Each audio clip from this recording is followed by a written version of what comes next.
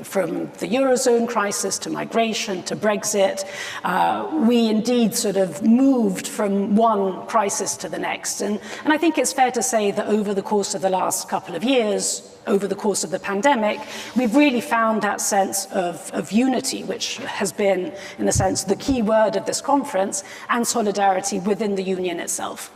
However, if we look ahead at the weeks, the months ahead, we can imagine a number of challenges that will put that unity to test. Now, let me perhaps ask a couple of questions and then we'll turn to the floor. And the first question that I wanted to ask you is really focusing on energy and climate. So indeed, climate, the European Green Deal, has been a major source of unity up until now.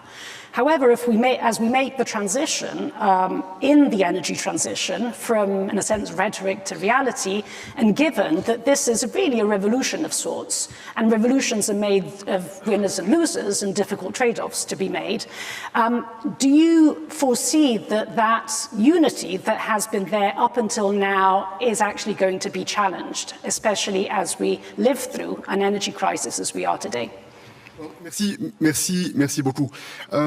Il est certain que le changement climatique nous a amenés en Européens à prendre la mesure de la situation, mais peut-être avons-nous décidé la partie facile. La partie facile, si je suis un peu provocateur, c'était de dire neutralité climat en 2050 et renforcement des objectifs en 2030. Maintenant, nous attaquons depuis quelques mois la partie difficile. C'est quelles sont les mesures que nous allons mettre en œuvre, y compris dans la transition, pour faire en sorte que dans ce processus de transformation de notre modèle économique, de transformation du logiciel, on comprend bien que l'on ne peut plus maltraiter la nature, maltraiter les ressources comme nous l'avons fait. Comment allons-nous réussir en quelques années à faire en sorte que l'on conserve cette capacité de développement pour nos entreprises, cette capacité de soutien social pour nos populations et cette capacité de prendre en compte les impacts géopolitiques. Ça, c'est le travail qui est venu dans le cadre du package Fit for 55. Je suis optimiste parce que même s'il y a des sensibilités différentes, même s'il y a des points de départ différents entre différents pays européens, je pense qu'il y a la même conscience de que l'on puisse partager la même conviction que l'on doit être sérieux sur ce sujet. Je suis très opérationnel.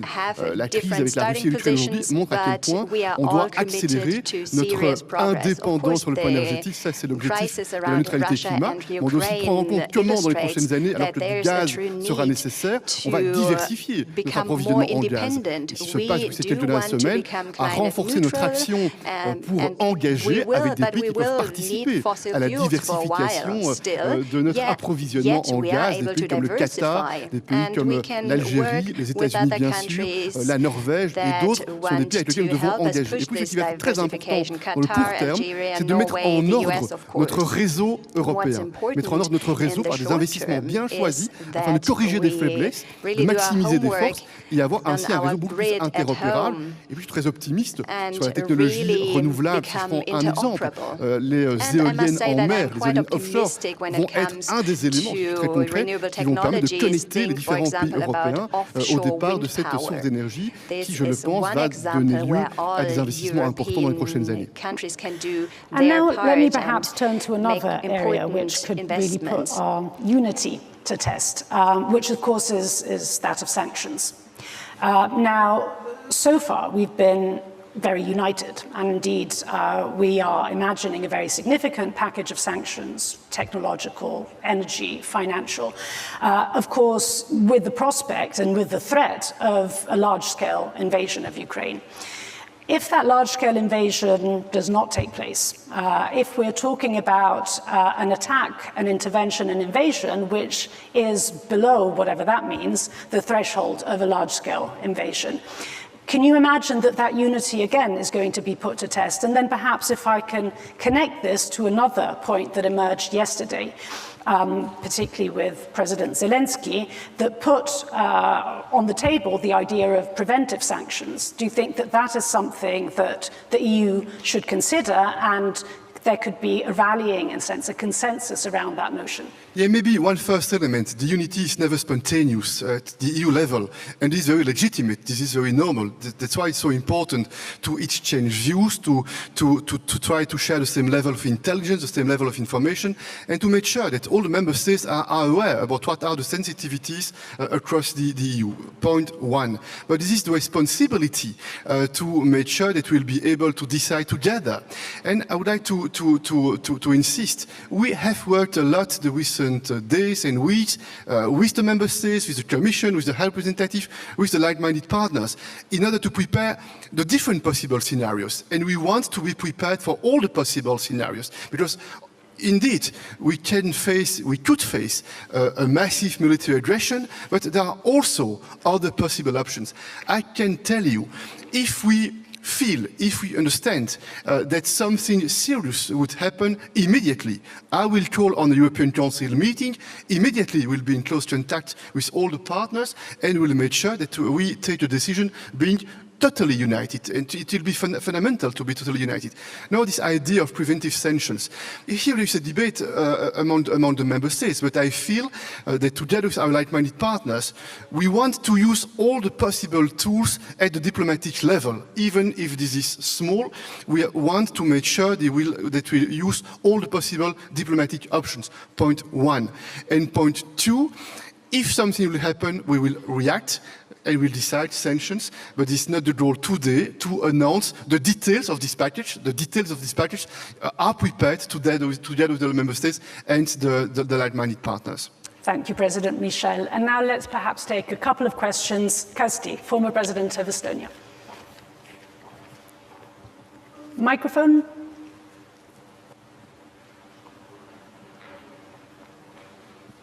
Thank you. Indeed, Kersti Kaljulaid, now also promoting Yes Forum for Ukrainian accession to the European Union. I have a question to you, Charles. If my French did not fail me, then you just said that you believe that free democratic Europe will always win, and I share your deep conviction. But of course we need to also act. Believing alone will not help us. And I have a question to you. Shouldn't we, and are you ready personally to make an effort to gather support to the idea of offering Ukraine kind of an emergency invitation to start discussions with the European Union on accession to the Union? It would give the Union a unique chance at this extremely difficult time to gain some advantage. Right now we are very united but very reactive to the situation. And it would fast forward Ukrainian hopes. It will support the morale of its people facing maybe a war. And it would also demonstrate Vladimir Putin that his strategy is massively backfiring by fast forwarding Ukrainian possibilities in the European Union. Thank you. D'abord, moi je partage totalement l'opinion selon laquelle, si nous voulons agir de manière intelligente avec plus d'ambition géopolitique, nous devons agir en sorte que les conséquences des déstabilisations provoquées par la Russie provoquent l'effet exactement inverse à l'effet recherché par la Russie. C'est un premier élément que je souhaite indiquer. Premier élément. Deuxième élément, nous n'avons pas attendu, je n'ai personnellement pas attendu les tensions des dernières semaines entre la Russie et l'Ukraine pour agir de façon plus forte dans la région du Eastern Partnership, mais également dans l'Ouest Balkan, par exemple. Et c'est en cela que cet accord d'association qui nous lie l'Union européenne avec l'Ukraine a une capacité de développement, a un potentiel qui n'est pas encore atteint à son maximum. Et je pense que nous devons être très engagés pour faire en sorte que l'on puisse renforcer les liens économiques avec l'Ukraine afin d'encourager la volonté des réformes démocratiques, des réformes économiques. Premier élément. Deuxième élément, je crois en effet que ce qui se passe aujourd'hui doit nous amener à être très clair. Notre main ne peut pas trembler. On doit faire preuve d'un soutien maximal pour l'Ukraine, un soutien politique, souveraineté, intégrité territoriale, un soutien économique, ce n'est pas par distraction. C'est votre serviteur dans l'Union européenne qui a lancé l'idée d'une conférence internationale des donateurs, parce que ce qui se passe aujourd'hui a déjà un effet désastreux sur le plan économique pour l'Ukraine. On voit bien que ça crée de l'inquiétude, de l'angoisse pour celles et ceux qui voudraient investir dans le pays, et donc ça met en péril la stabilité macroéconomique et financière du pays. Et donc oui, vous pouvez compter sur mon engagement, le respect évidemment des opinions des États membres sur ce sujet pour aller de l'avant et renforcer le lien politique, économique avec l'Ukraine. I think you have time for one last question, John.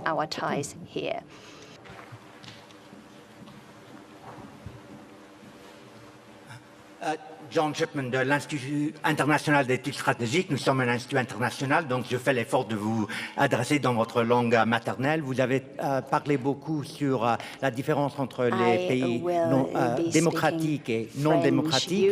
Vous avez eu peut-être beaucoup en tête l'attitude actuelle de la Russie vis-à-vis l'Europe, mais est-ce que vous pourriez peut-être prononcer quelques mots, nous donner quelques idées sur l'attitude à la fois géoéconomique et géopolitique que l'Union européenne doit avoir vis-à-vis la Chine, donné en particulier que vous avez maintenant des membres du Parlement européen qui sont personnellement sanctionnés par la Chine simplement pour exprimer leurs idées sur la liberté et les droits de l'homme. Thank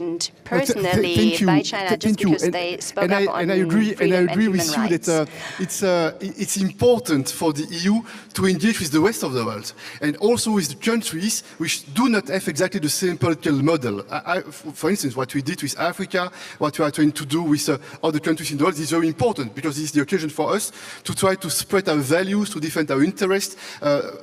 With regard with China, I would say the following. I think that we need three points. First, we must be very firm when it comes to the human rights and the fundamental values. What we are doing, we have decided to put in place a new mechanism with possible sanctions, and that's why we have those difficulties with China and what you said about some members of the European Union's Parliament, and it's not acceptable. And you are very firm systematically when we have the occasion to speak directly with the Chinese authorities. Second point, we are totally committed for climate change. We are totally committed in order to make sure that the digital revolution will take into account our fundamental values, privacy, for instance, which is an important priority for the European Union.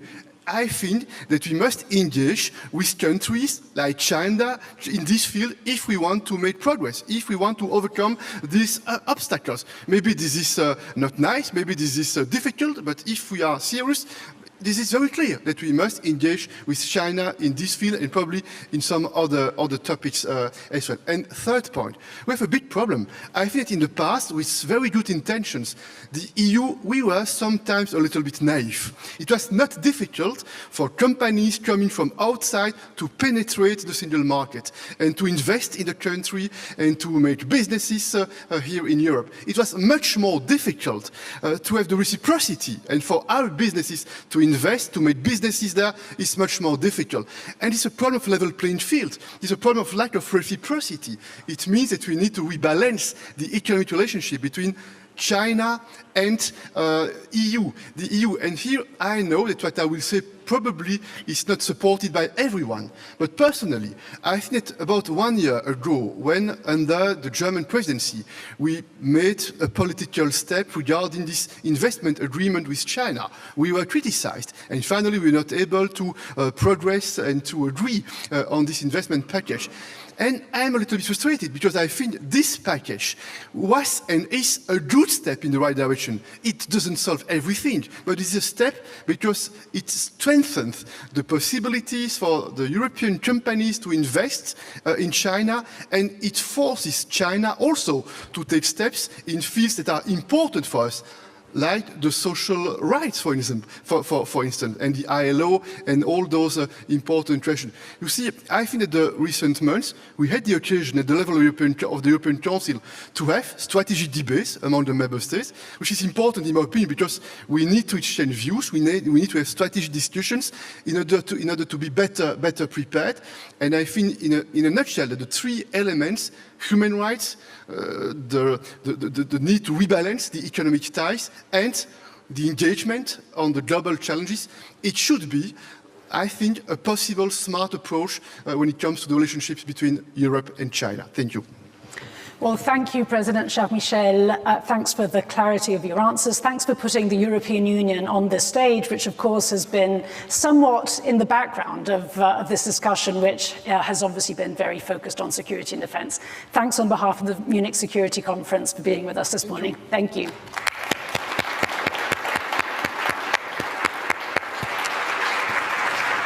And now, please don't leave the room. We're just going to quickly shift around the chairs, and then we're going to carry on with the High Representative.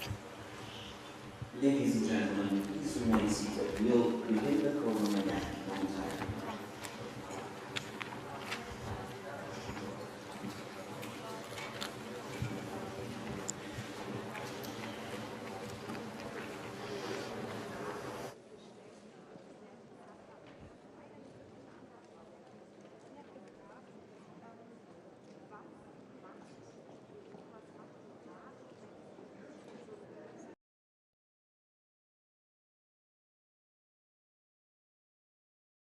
Live service.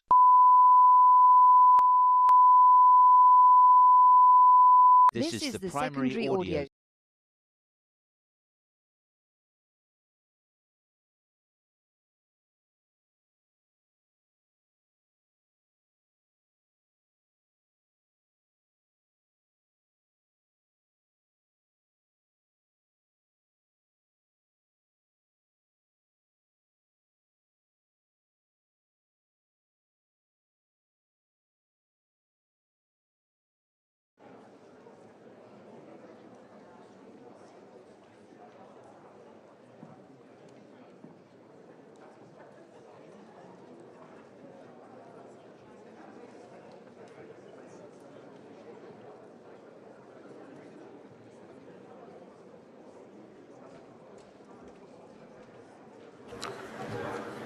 So, ladies and gentlemen, after putting together a strategy, after establishing a European Defence Fund, a permanent structured cooperation on defence, a coordinated annual review on defence, we were going to have not only a political commission, but we were going to have a geopolitical commission.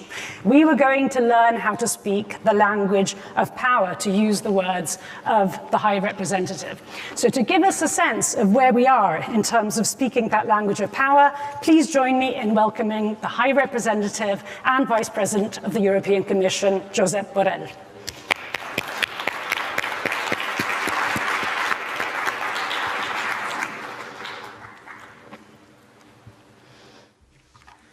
Well, thank you very much. Well, look, I'm sure that we are going to discuss a lot of urgencies about Ukraine, about Bosnia, the Sahel, Iran nuclear talks, and sharing this panel with Ministers of Defense, I'm sure we will talk also about a strategic compass, EU-NATO relations.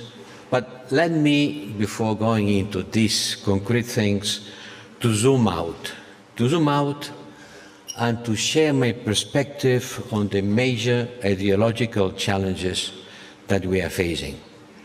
30 years after the end of the Cold War, we are facing a determined effort to redefine the multilateral order. And the outcome of this fight will define whether, if this post-war will keep our multilateral systems centered at United Nations, international law, and universal rights, or whether this will be replaced with a power-based, multipolar order with zones of influence and a relativistic approach to human rights. These days, everybody is talking about the battle of narratives. 2 years ago, I got very much criticized when, at the beginning of the pandemics, I used these terms criticized not only from Beijing. And what started as a battle of narrative about how to fight the pandemic has turned into a battle over the very nature of international order. And one of the most important elements of this fight is the joint statement by Russia and China of the last 4th of February. I think this statement is the culmination of a long-standing campaign. It's an act of defiance. It's a clear revisionist manifesto. It's a manifesto to review the world order. And I think it's worth have a careful look at that. There is one striking passage in this text. Russia and China stand against any attempt by external forces to undermine security and stability in their common adjacent regions. We are talking a lot about that now. And the United Nations Charter talks about, or start talking about, we the people. And Article 1 defines the principle of equal rights and self-determination of people. But for Russia and China, in this manifesto, what is sovereign are states, not the people. So they pledge to counter interference by outside forces in the internal affairs of sovereign countries and oppose color revolutions. Redefining democracy. Redefining democracy is a major plank on this revisionist drive. They talk about genuine democracy, and adding adjective remind us the Soviet times when communist regimes were talking or being told as people's democracy or organic democracy in Franco's Spain. Democracy, they say, should be implemented to suit and to fit national conditions. And we are told that China and Russia, as major countries with long-standing history and culture, have profound traditions of democracy rooted in thousands of years of experience of development of democracy. Russia has thousands of years of experience on developing democracy. And when President Biden organized the Summit for Democracies last December, China released a paper with a telling title. China is a democracy that works, arguing that the ultimate criteria for judging a democracy was whether it produces results or not. So it's not whether it is based on the consent of the people expressed on free elections, but by the result they deliver. I think this is not a semantic discussion. It's a deeply political one. We can see every day in multinational organizations a battle about the universality of human rights. And authoritarian powers, and not just Russia and China, seek to relativize the notion of individual rights, making them subject to local and culturally determined limitations. There is another frontier in the battle that we are living. It is the battle of standards. Set in United Nations and other fora on new technologies such as data or surveillance software, it is of vital importance that these standards continue to reflect universal values. It's not an exaggeration to say that those who set the rules will rule the world. And if the Europeans, who love to talk about the Brussels effect, will not be a leader on setting technological standards tomorrow if we are not a leader on developing technology today. And we have to be very much aware of not losing this leadership. There is a much discussed Russian attempt to redefine the European security order. And this is another front of battle. This is the series of front lines that we are facing. And the real question is what to do in front of them. Allow me to point 3 tracks. First, we have to prepare for a long haul and be ready to see that what we call technical and legal, at the end, it's political. So when we say that we want to defend the United Nations system, the OSCE acquis, and the universality of human rights, we must understand that all this begins with defining the terms, and we have to uphold the meaning of these terms. Second, we must realize that the main targets are not Western governments or republics. The targets are what we can say the swinging states at global level. I mean Africa, Southeast Asia, and Latin America, and the Middle East. This is not about defending Western values. It's not about defending the West, but upholding shared principles that underpin common security and promote collective goals. And the big issue is what kind of model will follow these swinging states that today are hesitating between following the democratic system, our system, or a more authoritarian one, because they are being promised that they will get better results. But I think that the message of democracy is a message that resonates globally.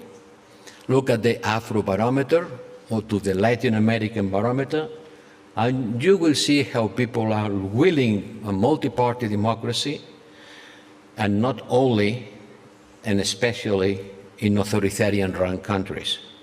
So we need to tap into that broad reservoir of support to democracy and to work with them. And the third one is that we need to avoid looking defensive or backward-looking.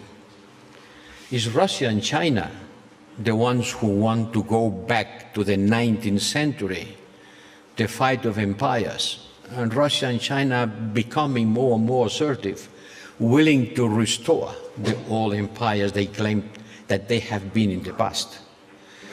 We have to move toward the 21st century, avoiding the mistakes of the 20th century. This is the real perspective of our fight on security and defense.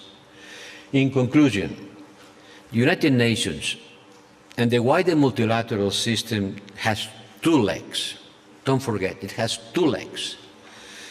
The fundamental equality of states and the recognition of their sovereignty, and the second leg, the pursuit of common goals and the recognition of the rights of human beings.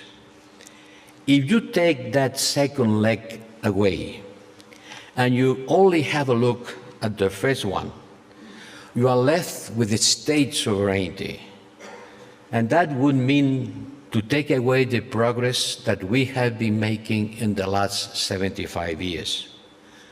And that's why we must resist the Chinese and Russian revisionism, because it will bring us to a world where the human rights will be forgot and only benefiting the sovereignty of states, which can not always be the good basis for the freedom of human beings.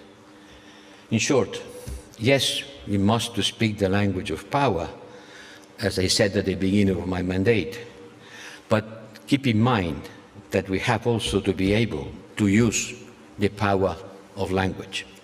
And that's, I think, about what is about the current challenges that we are facing. Thank you. Representative Josep, please. Yep, you're staying. And you're being joined by Christine Lambrecht, German Minister of Defense, and Florence Parly, Minister of the Armed Forces of France. Please.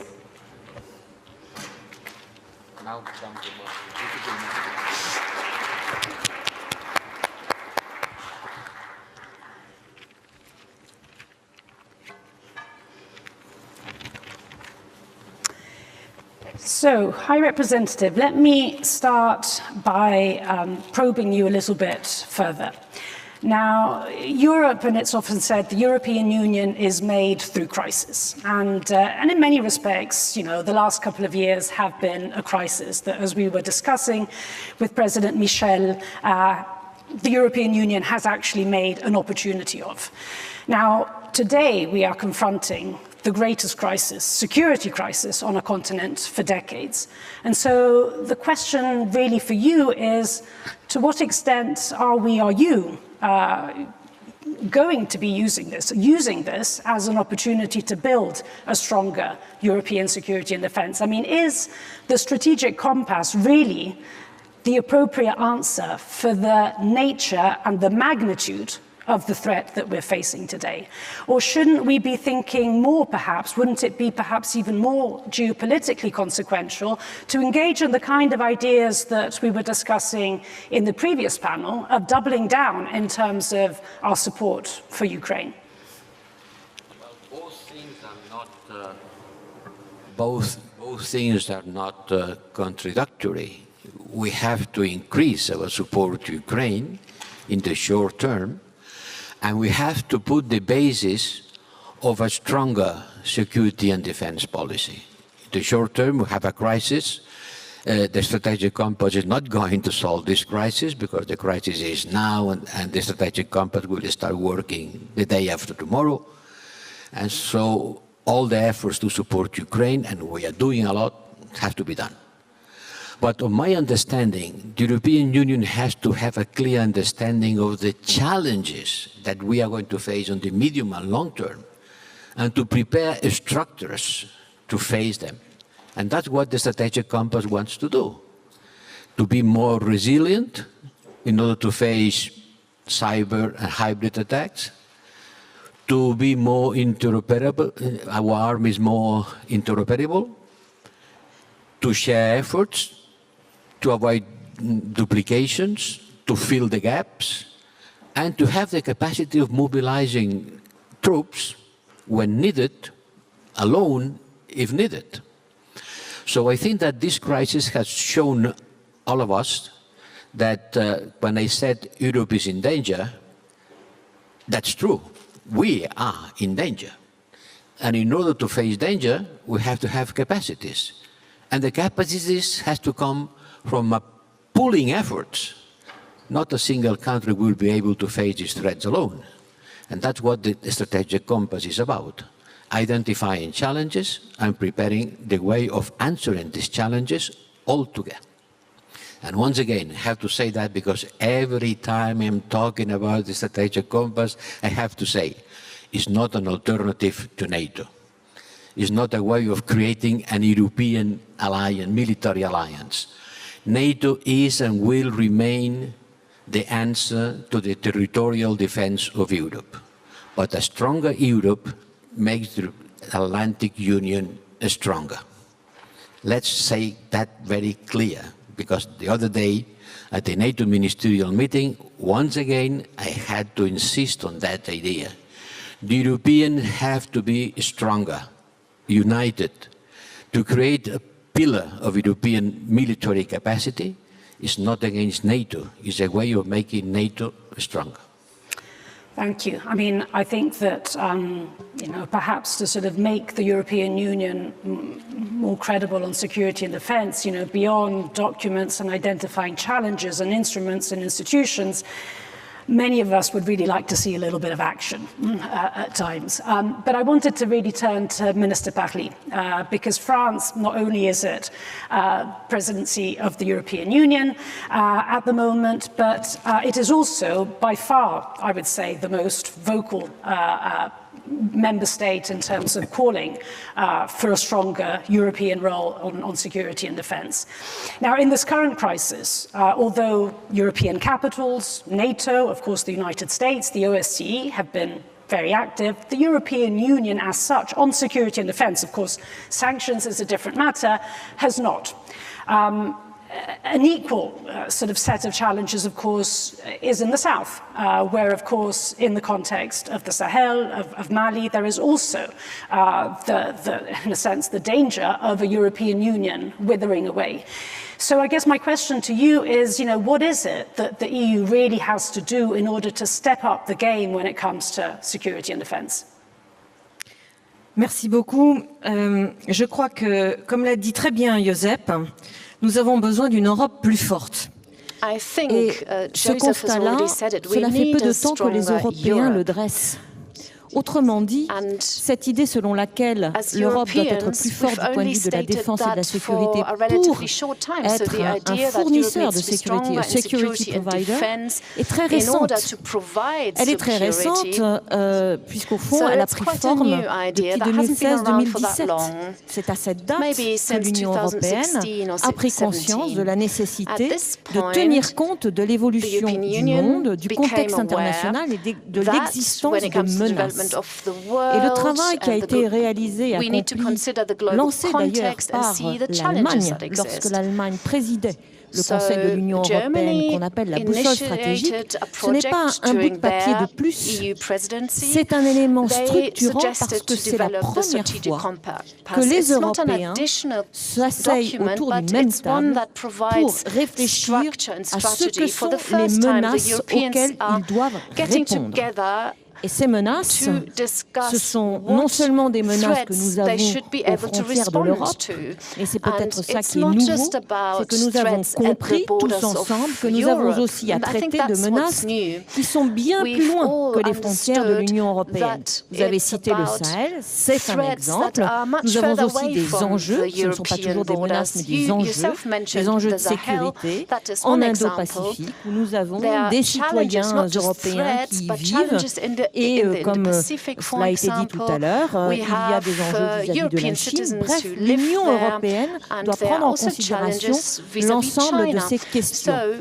Mais non, on ne s'en tient pas simplement à l'analyse des menaces. Ça, c'était la première étape.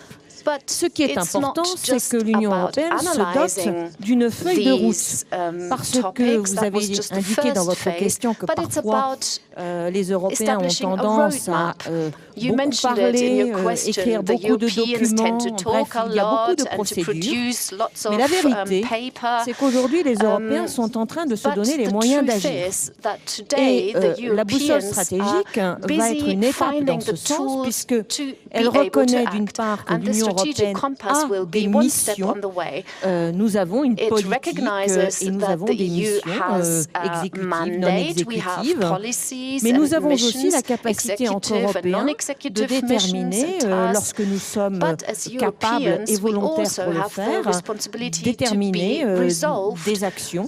Je prends l'exemple du Sahel. Alors évidemment, on pourra être questionné sur la suite de notre intervention au Sahel, mais néanmoins, nous nous sommes donné les moyens d'agir à la fois à travers les canaux de l'Union européenne, puisque nous avons une mission EUTM, mais aussi à travers l'action de pays européens déterminés à agir, à travers un groupe qui s'appelle Takuba.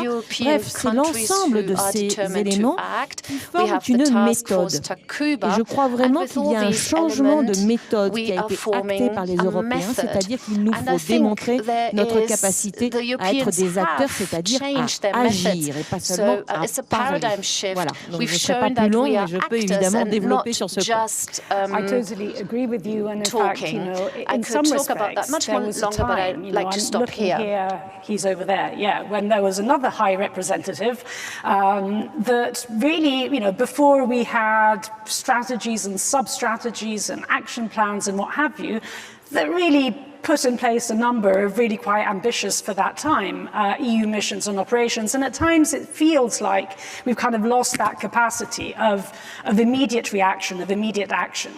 But let me turn to Minister Lambrecht. And now your coalition government has indicated as part of the coalition government agreement the 3% goal.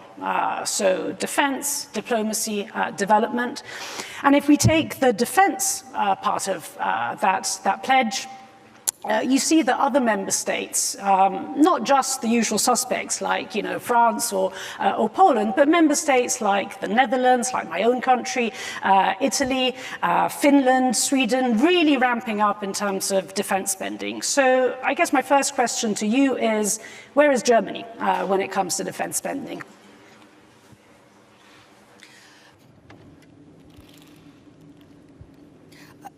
Ganz klar muss gesagt werden, dass Deutschland alle seine Verpflichtungen, die wir haben, im Bereich der NATO, aber auch in Missionen, in denen wir mit dabei sind, beispielsweise bei UTM oder auch bei MINUSMA, dass wir diese ganzen Verantwortungen, die wir übernommen haben, auch erfüllen können. Das ist ein ganz wichtiges Signal und das ist uns auch wichtig gegenüber unseren Verbündeten, aber auch gegenüber der EU. Da, wo wir Zusagen machen, da halten wir diese auch ein und sind dann auch entsprechend aufgestellt. Wir waren jetzt auch ganz kurzfristig in der Lage, beispielsweise unsere Truppen in Litauen zu verstärken, deutlich zu verstärken, auch jetzt mittlerweile fast 1000 Soldatinnen und Soldaten. Das ging sehr schnell, weil wir die Kapazität dafür haben. Aber natürlich stoße ich auch als Verteidigungsministerin, wenn es weitere Aufgaben gäbe, an meine Grenzen über die Möglichkeiten, das auch entsprechend finanziell dann zu unterlegen. Und deswegen ist es wichtig, dass wir in Deutschland diesen Weg gehen, unsere Verteidigungsausgaben zu erhöhen. Und das ist ein Weg, der auch in der Koalition für mich ganz klar auf der Hand liegt. Denn wenn ich bereit bin, mich zu engagieren, wenn ich sage, wir sind ein verlässlicher Partner, dann muss ich auch dafür sorgen, dass die entsprechenden Mittel zur Verfügung stehen. Ich habe den Worten von Kanzler Scholz gestern sehr genau zugehört, vorgestern sehr genau zugehört, als er auch das nochmal bestätigt hat. Das gibt auch Rückendeckung bei Haushaltsberatungen und wir werden diesen Pfad fortführen. Wir werden verlässlicher Partner sein, wir werden unsere Zusagen einhalten, dafür auch die Voraussetzungen schaffen und wir werden kontinuierlich diese Verteidigungsausgaben auch erhöhen.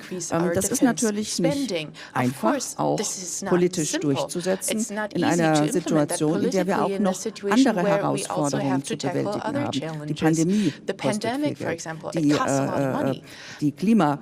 Die Bewältigung der Klimakrise kostet Geld. Haben wir uns als ambitioniertes Ziel auch vorgenommen. Und in dieser Gemengelage ist es wichtig, den vernetzten Ansatz auch zu betrachten, auf den wir uns im Koalitionsvertrag verständigt haben. Eben bei bestimmten Entwicklungen nicht alleine nur die militärischen Ausgaben zu betrachten, sondern darüber hinaus auch zu beobachten, wo engagieren wir uns noch, wo müssen wir uns noch engagieren. Denn was macht Militär? Militär sorgt in der Regel dafür, dass Zeit gewonnen wird, damit Engagement, Zivilgesellschaft, das Engagement über NGOs, damit das möglich wird. Und das ist unsere Aufgabe als Militär. Aber dann gibt es Aufgaben, die andere erfüllen, die aber in diesem Kontext zu sehen sind. Und so sind wir zu diesen 3% gekommen, weil da sind wir schon sehr, sehr engagiert. Und da wollen wir auch genauso weitermachen. Aber nichtsdestotrotz brauchen wir auch immer die Sicherheit für diejenigen, die sich engagieren wollen. Und dafür müssen dann eben auch die entsprechend militärischen Voraussetzungen vorhanden sein.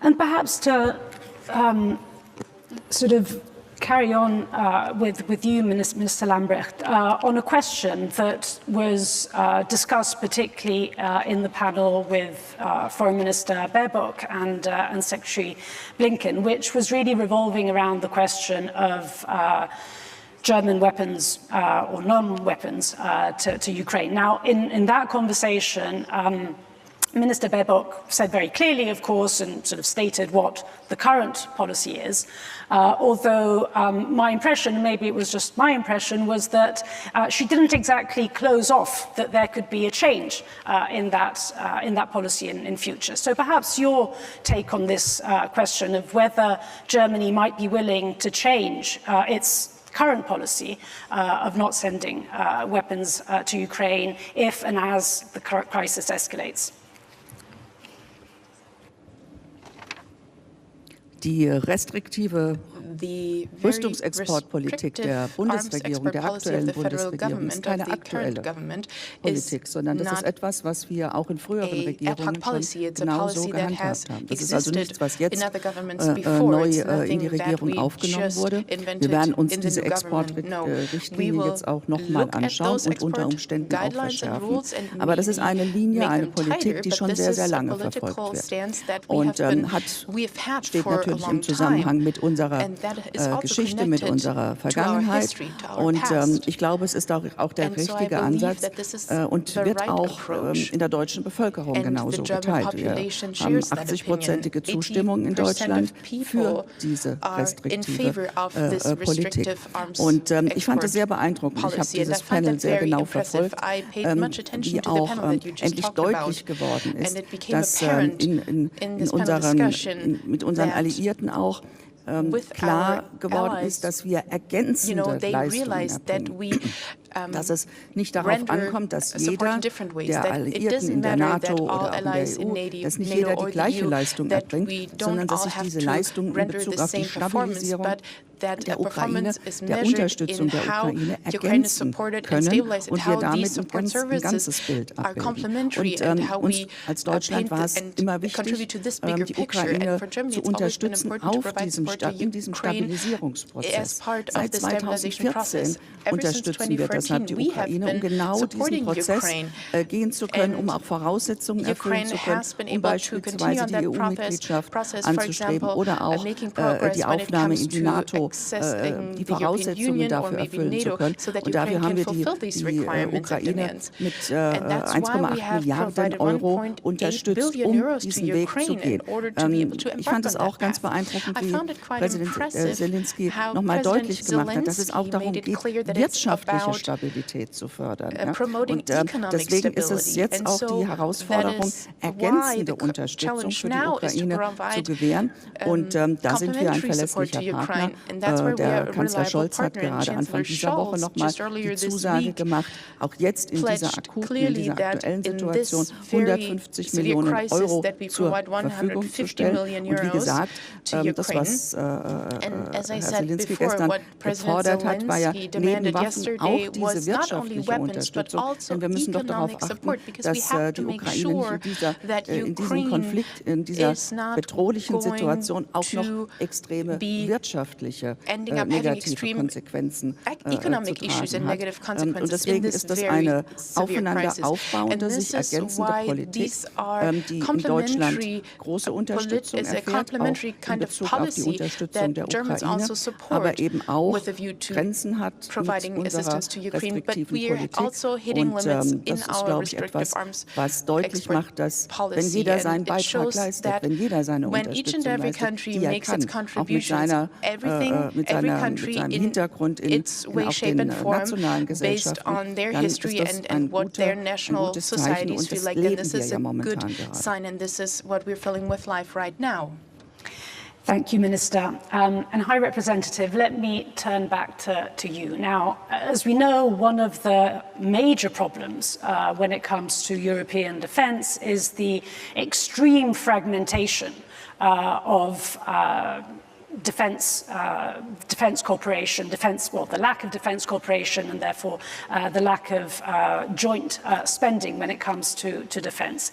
Now, in many respects, many of the instruments that we have set up over recent years, from the European Defence Fund to PESCO to CARD, were really aimed at increasing that defence cooperation. However, if you then look at the figures, you actually see that not only has that defence cooperation not not been increasing, but it's actually been going in reverse mode. I was looking at the figures a couple of days ago, and the last available figures that are from last year show that national investments in defense have gone up from 80% to 90%. And this has happened as I said, those instruments have been put in place. So what is it that we can do to actually really reverse this trend? I mean, why is it that all of these documents and instruments that we're setting up are really not up to the task of what we're trying to achieve?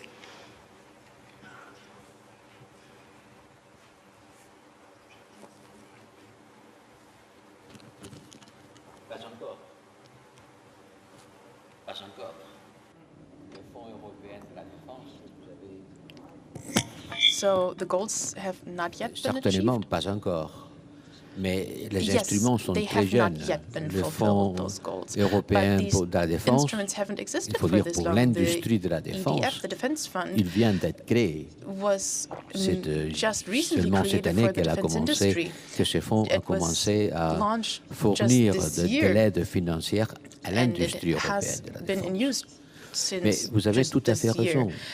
Notre problème, c'est que nous dépensons beaucoup, mais d'une façon qui manque de coordination.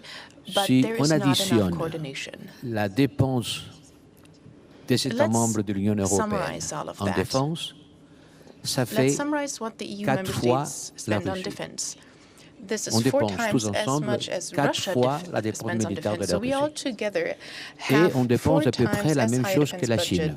Mais évidemment, on n'est pas ni la Chine ni la Russie, parce qu'on est éparpillés en 27 morceaux différents qui n'ont pas du tout une ligne d'harmonisation des ressources. Il y a des duplications énormes et il y a des trous aussi grands qui ont été mis en évidence pendant la guerre l'attaque en Libye et qui continuent malheureusement encore sans être remplis. Les instruments que nous avons au niveau du jeune à l'échelle de ce que ça veut dire de changer les structures militaires des 27 pays commencent à donner ses fruits, mais certainement le chemin est long et la vitesse est longue. On a PESCO qui travaille et travaille bien. On a l'effort pour déterminer chaque année où sont les duplications et les redondances et où sont les creux. On y travaille pour remplir le creux et éviter les redondances. Mais la quantité de dépenses militaires qui est faite chacun de son côté et ce qu'on fait ensemble, certainement, ça ne monte pas. Et c'est pour ça qu'on a lancé dans les compasses l'idée fondamentale que pas seulement il faut dépenser plus, mais il faut dépenser mieux. Depuis la fin de la guerre froide, la dépense militaire en Europe a été réduite à la moitié. Les États membres se sont désarmés du point de vue de son effort militaire. Et maintenant, si on est conscient des défis auxquels on fait face, il faudra augmenter cet effort. Mais il faudra le monter pas chacun de son côté, mais d'une façon beaucoup plus coordonnée et collective. Et c'est ça ce que la Compass propose de faire, et il apporte des moyens supplémentaires du point de vue organisationnel. Et en plus, il faut avoir des moyens d'action. La ministre française a parlé d'action conjointe. C'est ça que la stratégie Compass met aussi sur la table en parlant de cette entry force et une certaine capacité collective d'agir dans des moments de crise. Et tout ça, ça va prendre du temps, mais il faut le faire. Il faut le faire au plus vite. Parce que, comme vous dites, on va très doucement. On sait qu'est-ce qu'on veut faire, mais la résistance, l'inertie de chacun pour soi, les industries éparpillées des dimensions nationales qui ne sont pas compétitives, subsistent encore.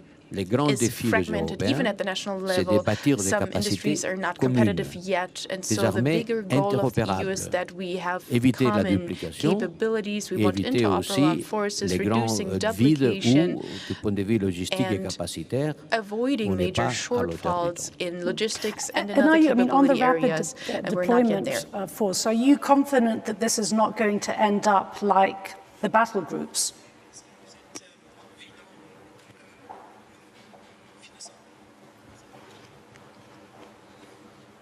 Oui, les groupements tactiques aux battle groups, on les a eus, on ne les a jamais employés, il faut se demander pourquoi. Et à mon avis, la grande différence avec ce que nous proposons maintenant, c'est faire de sorte que ce soit la mission qui détermine la capacité. On ne peut pas avoir en permanence des capacités pour toutes sortes de missions, et chaque mission demande de ses moyens propres. Donc il faut avoir des éléments modulaires qu'on puisse combiner à chaque moment en fonction de la mission à laquelle il faut qu'ils s'emploient. Et là, je pense qu'il y a une différence fondamentale.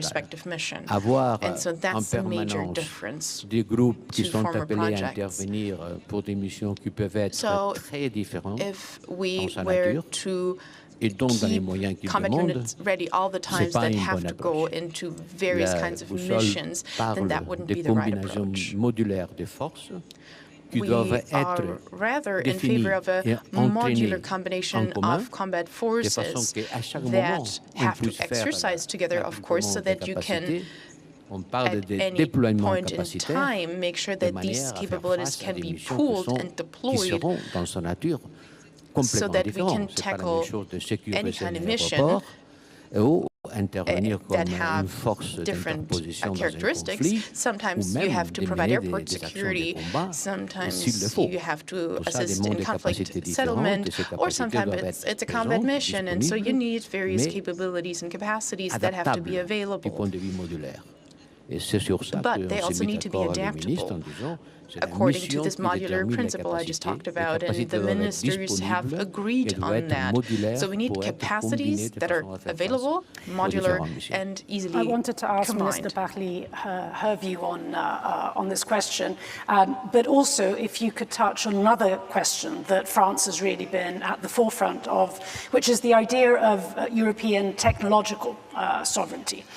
And again, here we see a mismatch between where we would like to be and where we are today. I mean, particularly if we think of the defense side of this, we see that in Europe we're well below the 2% in terms of research and technology spending that we would like to see. In fact, we're at more or less half that level. So, when it comes to European technological sovereignty, especially as it relates to security and defense, what else can we do to really get to that target? And perhaps if you could also comment on this notion of a rapid deployment force, and is it simply the architecture of this that is going to make the difference compared to, for instance, the battle groups, or is it another set of problems, which is really about political will, and that perhaps hasn't changed all that much? Tout d'abord, je voudrais repartir de votre constat sur les dépenses. C'est fondamental. Je pense qu'il ne faut pas se tromper dans la lecture des chiffres. Les Européens investissent en ce moment massivement dans leurs outils de défense nationaux. Et c'est heureux, parce que la défense européenne, l'Europe de la défense, elle est faite essentiellement, comme d'ailleurs pour l'Alliance Atlantique, des moyens que les États fournissent. Donc, c'est une bonne nouvelle que depuis plusieurs années, les dépenses nationales en faveur de la défense sont en croissance partout. Et la ministre vient de rappeler les engagements qui ont été pris par l'Allemagne. Donc, le fait que, en effet, les nouveaux outils dont l'Union européenne se dote pour apporter sa contribution en matière de construction de l'Europe de la défense sur le plan budgétaire n'aient pas encore produit leurs effets, c'est tout à fait normal. Ils viennent d'être créés. Donc, dans un processus où les États font progresser leurs dépenses et où les outils de l'Europe sont tout récents, forcément, on aboutit à la conclusion peu trompeuse que vous venez de rappeler. Deuxièmement, oui, c'est fragmenté. Autrement dit, chaque euro investi ne produit pas nécessairement l'effet maximal. Autrement dit, lorsque les États-Unis opèrent 1 ou 2 ou 3 types d'avions de chasse, nous les Européens, quand nous faisons masse des différents types d'avions que nous utilisons, eh bien, nous en avons, selon les cas, 10 ou 15. Et on pourrait reprendre toute la liste longue des équipements militaires que nous utilisons. Ils sont différents. Ce n'est pas nécessairement non interopérables, mais ils sont différents. Et donc, nous ne sommes pas efficaces dans la dépense. En tout cas, nous pourrions être plus efficaces dans nos dépenses. Et puis surtout, ça a un autre impact, c'est que nous ne tirons pas vers le haut nos industries de défense. Or, c'est le lien avec la question suivante sur la souveraineté. Oui, nous avons besoin d'une industrie souveraine pour pousser notre technologie, nos capacités technologiques. C'est donc une excellente nouvelle que l'Union européenne se soit dotée d'un fonds européen de défense qui va jouer un rôle pour permettre à nos industries de développer des technologies qui sont des technologies de plus en plus de rupture dont nous avons besoin. Et je reviens à la boussole stratégique et à votre dernière question sur la capacité à agir. Nous avons en effet besoin de définir quelles sont les capacités qui nous manquent. Parce que nous sommes dépendants dans un certain nombre de domaines. Prenons l'exemple des drones. Dans le domaine des drones, si nous n'avions pas recours à des drones américains au Sahel, eh bien, nous ne verrions rien. Et quand je dis cela, je mentionne non seulement les capacités drones que les Américains mettent à notre disposition, mais aussi les drones que, par exemple, la France a achetés et qu'elle a dû acheter aux États-Unis parce qu'il n'y avait pas d'autres solutions disponibles. Donc, nous avons des capacités qui nous manquent. Et c'est pour cela que la méthode qui est préconisée sur la capacité à agir, dont nous allons nous doter, eh bien, elle s'applique d'abord sur une analyse des manques pour pouvoir les combler avant de mettre des troupes à disposition, l'arme au pied, dirais-je, pour faire face à des situations extrêmement variées auxquelles elles ne seront pas nécessairement préparées. Nous devons d'abord faire ce travail d'identifier ce qui nous manque pour pouvoir être efficaces et remplir nos missions lorsque nous aurons besoin de le faire. Donc je pense que la méthode qui a été initiée est très importante et j'espère que sous présidence française, eh bien, nous pourrons achever le cycle initié par l'Allemagne et permettre l'adoption de cette boussole stratégique, car encore une fois, ce n'est pas qu'un petit rouleau de papier, c'est vraiment une feuille de route pour pouvoir définir pour les 10 prochaines années les modalités d'action de l'Union européenne. Thank you, Minister. And perhaps a last question to Minister Lambrecht before we open up to the floor. Now, over the last years, looking at Germany from outside, there seemed to be, on the one hand, a growing recognition that Germany has to take more seriously security and defense, of course, complicated domestic political context. And so, in a sense, the way of squaring that circle, particularly during the last government, was really that of doubling down on European defence. And that seemed to be the way of bringing these two sort of contrasting sort of factors together.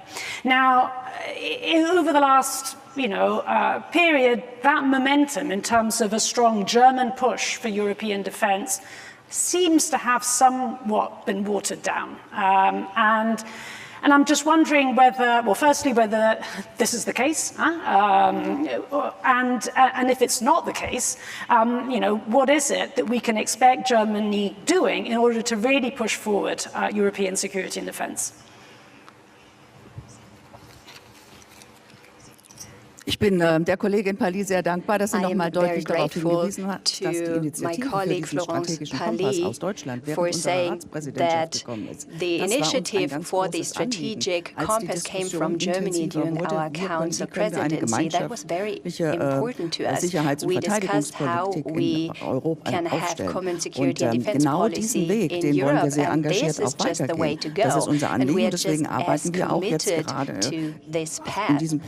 This is ja auf allen Ebenen diskutiert wird, auch sehr engagiert mit. Es geht darum, dass wir sind als Deutschland eine Bündnisarmee. Ein ganz großer Teil unserer Verteidigungsausgaben sind schon gebunden durch unsere Mitgliedschaft im Bündnis und das wollen wir auch weiter so haben. Das heißt aber nicht, dass es nicht darüber hinaus Verantwortung gibt, Aufgaben gibt, die wir auf europäischer Ebene definieren müssen. Und das ist die Aufgabe. Wir können auch eine Wechselwirkung erzielen, wenn wir das geschickt machen. Daran wollen wir mitarbeiten. Wenn wir beispielsweise Kapazitäten aufbauen auf europäischer Ebene, dann kann davon auch die NATO profitieren. Also das ist unser Weg. Ich kann natürlich das, was ich habe an Verteidigungsausgaben und auch an Soldatinnen und Soldaten immer nur einmal einsetzen und es richtig einzusetzen, effizient einzusetzen. Das ist die Aufgabe, der wir uns sehr verpflichtet fühlen und was wir auch machen. Und wenn wir jetzt beispielsweise so ein Projekt gestartet haben wie die Eurodrohne mit Italien, Frankreich, Spanien und Deutschland, dann ist das ein Projekt, das ist geht genau in die richtige Richtung. Und davon kann, wie gesagt, auch die NATO profitieren. Und dieses Wechselspiel, daran ist Deutschland interessiert, um eben nicht doppelte Kapazitäten aufzubauen, Gelder doppelt zu binden, sondern effizienter zu werden, um dann die Herausforderungen, die sie stellen, auch schnell und effizient bewältigen zu können. Und da waren wir doch in der letzten Zeit. Da war doch noch eine ganze Menge im Argen. Und über manche Themen müssen wir uns auch verständigen. Es geht ja jetzt momentan immer nur um Drohnen und oder um Panzer wird oft natürlich gesprochen und so weiter. Aber es geht auch, wie gehen wir denn mit den Bedrohungen aus dem Cyberraum um? Das wird eine große Herausforderung sein, gerade auch auf europäischer Ebene, der wir uns stellen. Deswegen, da ist weder Stillstand noch Rückschritt von Deutschland zu erwarten, sondern sehr engagiertes Mitarbeiten. Wie gesagt, diese Initiative ist von Deutschland angestoßen worden und ich freue mich sehr, wenn es während der französischen Ratspräsidentschaft dann zum Abschluss kommt. Ich glaube, das ist ein richtig gutes Zeichen, auch in Bezug auf unsere gute Zusammenarbeit. Thank you very much. Now let me turn to a mix of floor and online here. Nari Woods had a first question. Nari Woods from Blacknett School in Oxford. Yes, good morning. Thank you for the wonderfully clear view of the strategic compass. My question is, to what goal is this strategic compass navigating us? 20 years ago, when defense expenditure was less, it was the goal of democratizing what was now Russia and Russia's neighbors. Is that still Europe's goal, or is it now to accept the revisionism you spoke of and to negotiate hard spheres of influence? There's been a lot of talk of European unity this morning, very, very important. But what is the unified goal? And secondly, does it detract from European unity that one strong position has been taken on Ukraine, but that each European leader individually goes to speak to President Putin instead of speaking and showing that you speak with one voice? So 2 questions for you. Thank you. So perhaps Giuseppe.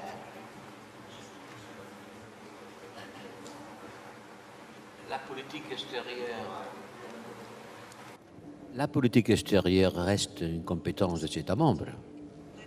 Donc c'est tout à fait normal que chaque État développe ses rapports internationaux, surtout au moment des crises.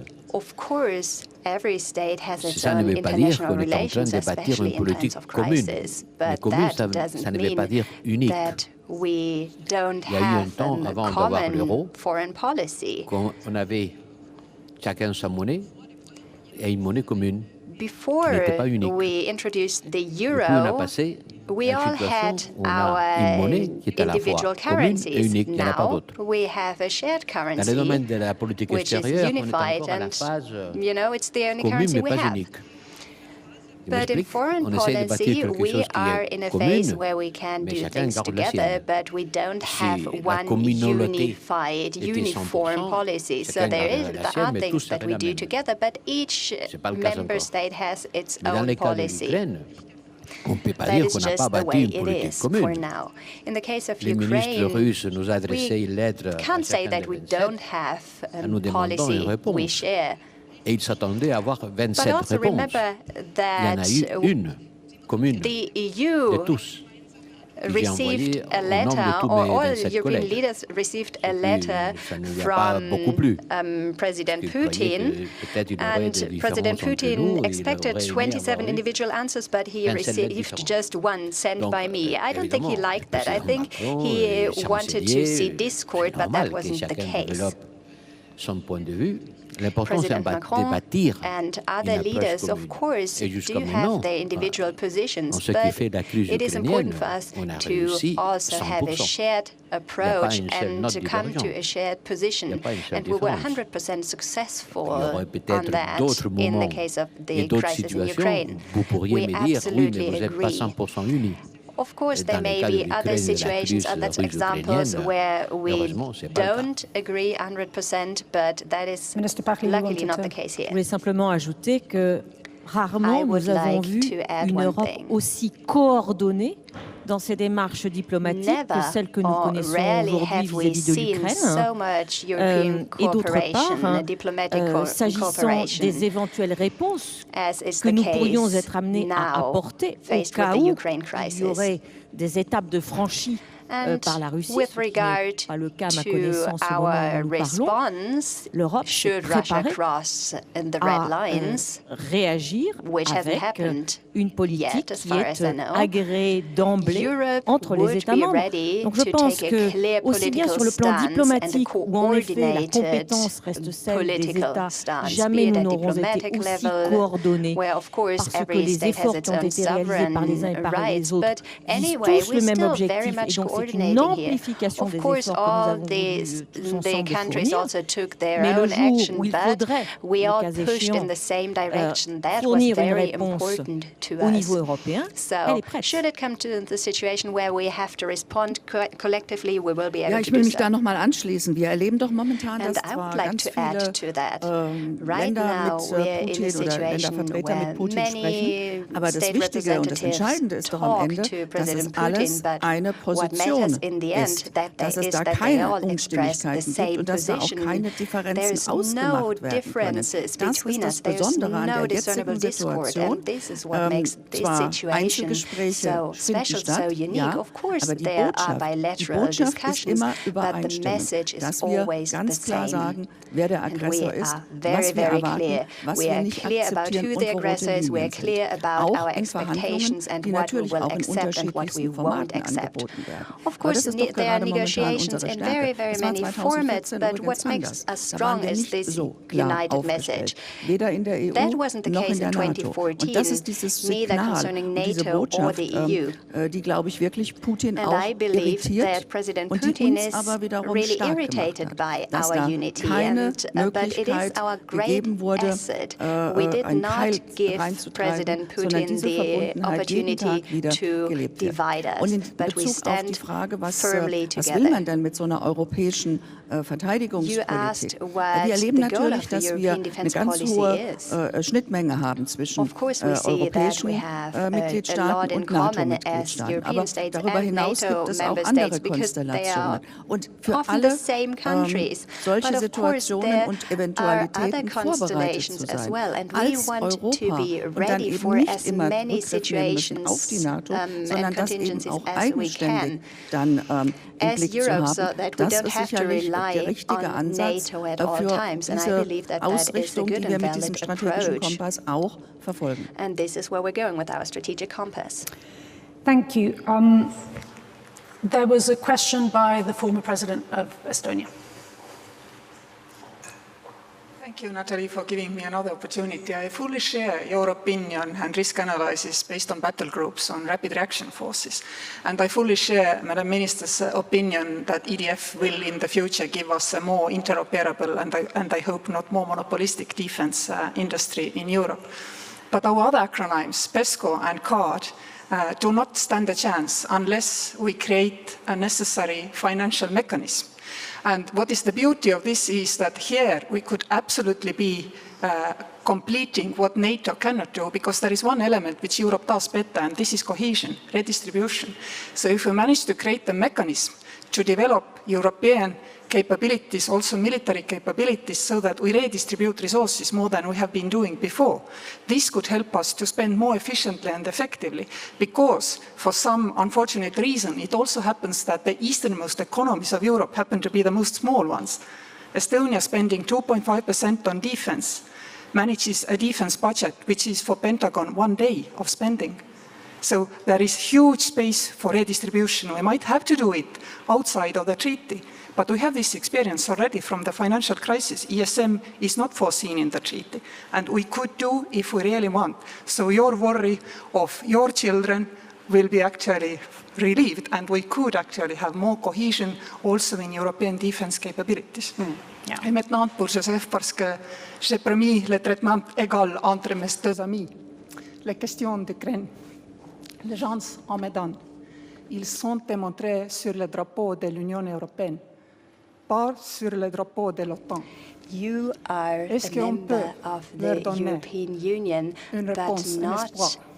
Some countries are a member of the EU, but not of NATO. Can't you give them a hope to become a member as well? Of course, they have to fulfill some conditions, and it takes time to become an EU member.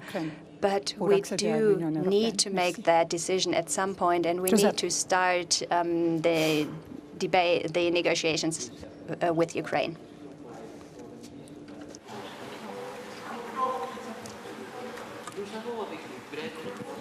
Microphone.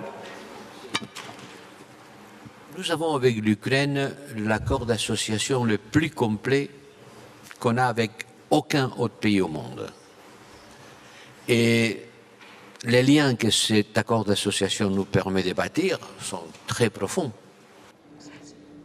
Nous avons dépensé en Ukraine, nous avons aidé l'Ukraine financièrement depuis 2014, depuis que la Russie s'est emparée de la Crimée, 17 milliards d'euros. C'est pas mal.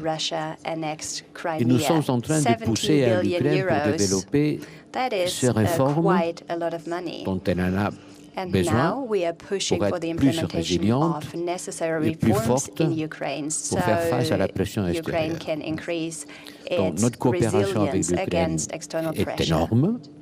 Je vous dis, il n'y a pas d'autres pays avec lesquels on dépense plus et avec lesquels on ait des rapports aussi étroits dans tous les domaines. C'est normal, c'est un pays qui est à notre frontière, c'est un pays avec lequel nous avons des liens historiques, c'est un pays avec lequel nous avons beaucoup en commun. Et donc c'est ça le chemin qu'il faut suivre, approfondir ces liens et demander à l'Ukraine qu'il fasse les réformes dont elle a besoin.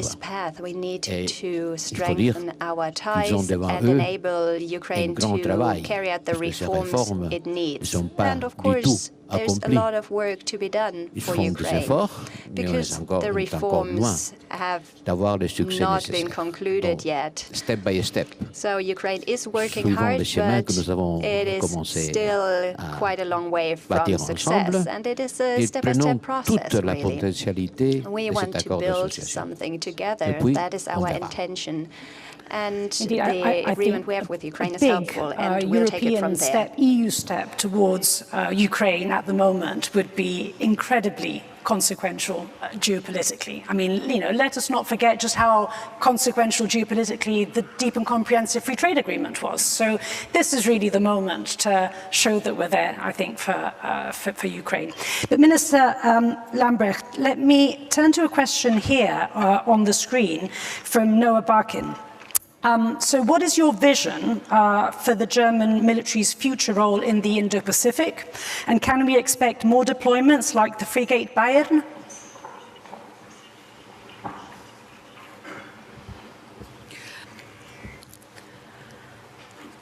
Die Fregatte Bayern ist jetzt gerade wieder nach Deutschland gekommen und nach diesem Einsatz, der beeindruckend war und der, wie ich finde, einen ganz wichtigen einen Fußabdruck da abgegeben hat in diesem Zusammenspiel. Uns ist es wichtig, dass wir uns engagieren in diesem Bereich, mit engagieren, insbesondere USA sind ja da sehr vor Ort, weil es uns wichtig ist, dass auch in diesem Bereich die Staaten eine freie Entscheidung haben, wie sie leben wollen und dass sie nicht durch Druck oder durch wirtschaftliche Abhängigkeit in bestimmte Bündnisse oder Konstellationen gedrängt werden. Das ist ein wichtiger Ansatz, den wir mitverfolgen und deswegen sind wir auch bereit, uns da mit zu engagieren. Und wie das genau aussehen wird, das werden wir dann auch noch mit unseren Partnern, insbesondere auch mit den USA, besprechen.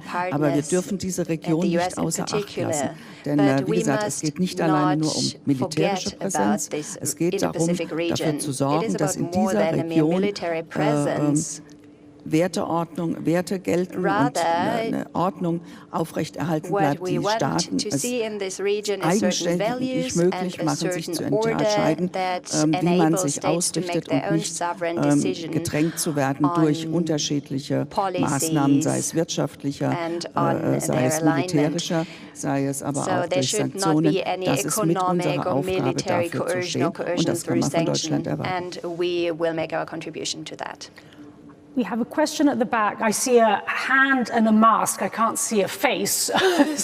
But yes, just there at the back, exactly. Good morning. The face behind the mask is Gerhard Konrad, former director INCEN, that means the Intelligence Assessment Center of the European Union. Just, let's say, 2 years ago, I returned to Germany. And my question is, of course, concerning the future of the single intelligence analysis capacity we have created for years in the European Union within the EAS. The SIAC, the Single Intelligence Analysis Committee, has created the 360 degrees threat assessment underlying the strategic compass. And now the question is, of course, how should we, the member states, should develop the capabilities of the SIAC within the framework or based on the strategic compass? Because you know, the prerequisite for reasonable action is adequate situational awareness, be it military, be it political, be it security-wise. So how the EU, but especially the member states, since intelligence is a matter of the member states and governments, how are, let's say, you envisaging the next steps?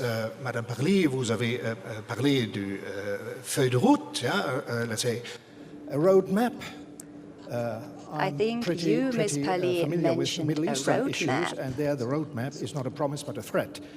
But it would be good to have a tangible, practical roadmap for the years ahead. And is that something which we can expect from the strategic compass and the document which will be let's say, decided upon in March this year?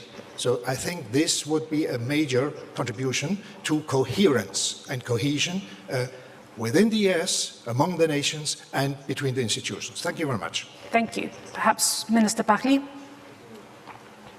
Tout d'abord, je voudrais souligner, comme vous l'avez fait, le fait que si ces travaux de la boussole stratégique ont été possibles, c'est parce qu'il y a eu un travail à partir de la matière fournie par ce service qui nous a permis d'avancer. Mais d'une certaine façon, comme la diplomatie, le renseignement est une fonction éminemment souveraine. Donc il nous faut trouver les voies et moyens d'avancer. Nous avons développé des coopérations bilatérales entre services de renseignement qui sont extrêmement utiles. Et puis, j'en reviens à la question précédente, c'est-à-dire celle de nos capacités souveraines. Parce que c'est très bien d'avoir des services de renseignement.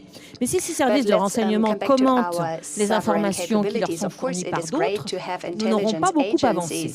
Donc la question des capacités manquante de la faculté de l'Europe à se doter de moyens souverains pour pouvoir disposer d'une analyse souveraine, ça c'est central. Donc, je parlais tout à l'heure des efforts que font chaque État membre pour accroître leurs capacités. Je pense qu'il est nécessaire que les États membres se dotent de ces capacités souveraines et ensuite mettent en place les mécanismes qui permettent d'échanger en fonction du niveau de classification. Et de ce point de vue-là, on a avancé aussi sur l'harmonisation de cette classification. Donc je pense qu'on est en train d'avancer dans la bonne direction. Thank you. High Representative, I know you wanted to come back to this question, but let me perhaps slip in another one for you from the screen here. And it's from Esmir Milovic. So you've mentioned the crisis in Bosnia earlier. What's your view on the situation today, and what should we expect from the Foreign Affairs Council meeting tomorrow?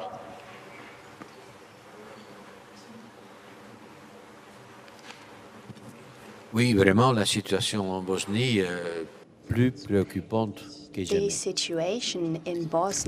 Ça n'a jamais été facile, mais maintenant, les tendances centrifuges sont vraiment très préoccupantes.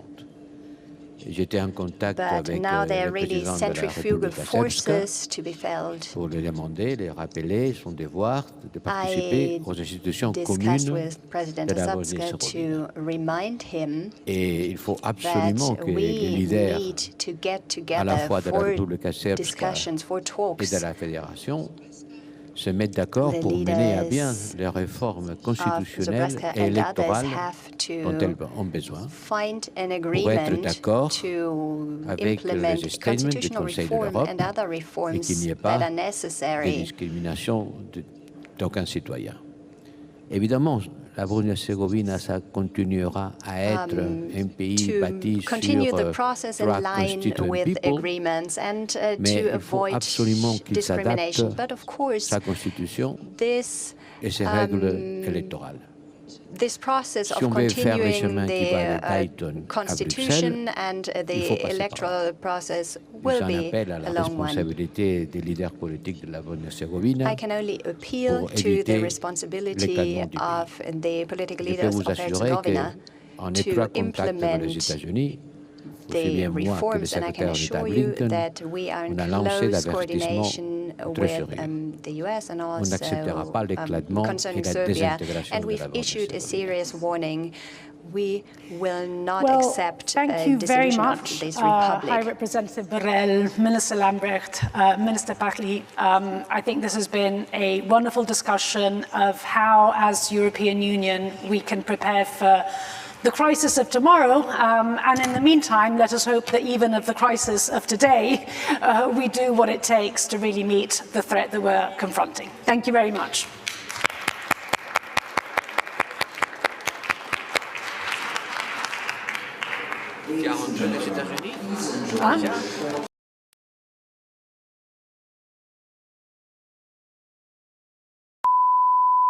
This is the primary audio circuit for the Reuters live service.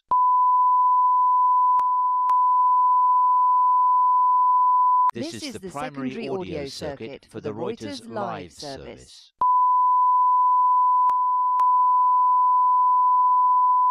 This is the primary audio circuit for the Reuters live service.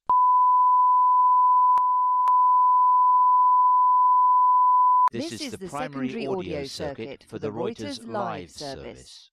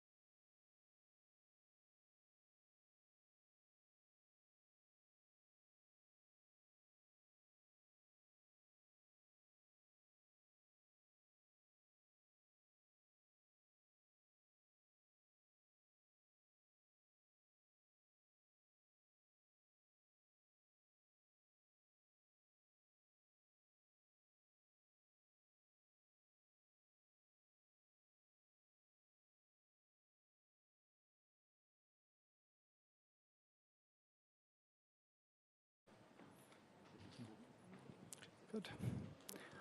Fertig? Ladies and gentlemen, my name is Boris Ruge. I'm the Vice Chairman of the Munich Security Conference. On behalf of all of us, Wolfgang Ischinger and the entire team, welcome to MSC 2022, one of our last events today, and welcome to our town hall on the Abraham Accords. 2 years ago, we didn't have a member of the Israeli cabinet present here in Munich due to an upcoming election in Israel, if I remember correctly. I'm sure Benny Gantz remembers it. Exactly. So as part of our program, we had a town hall on Palestine with Prime Minister Steyer speaking and quite a few Israelis in the room, including a young member of the Knesset. And Charlotte Knobloch was also present. And we had a fascinating discussion. Today, we are delighted to welcome Benny Gantz, Deputy Prime Minister and Minister of Defense of Israel, who will start off our town hall in a moment. And we are also delighted to welcome Dr. Anwar Gargash, Diplomatic Advisor to the President of the United Arab Emirates, who will speak via video, and Undersecretary Abdallah bin Ahmed Al Khalifa of Bahrain. We have a great audience in this town hall, and we look forward to a lively discussion with audience members coming in, because that's the way this is supposed to work. Do we know that Dr. Anwar is online? Do we know? Okay, that's good, Cornelia. Yes, I can hear you. Yeah, welcome, Dr. Anwar. Good to see you. Lovely. Thank you. Deputy Prime Minister, you have the floor. And we can give you a round of applause, perhaps, for being here.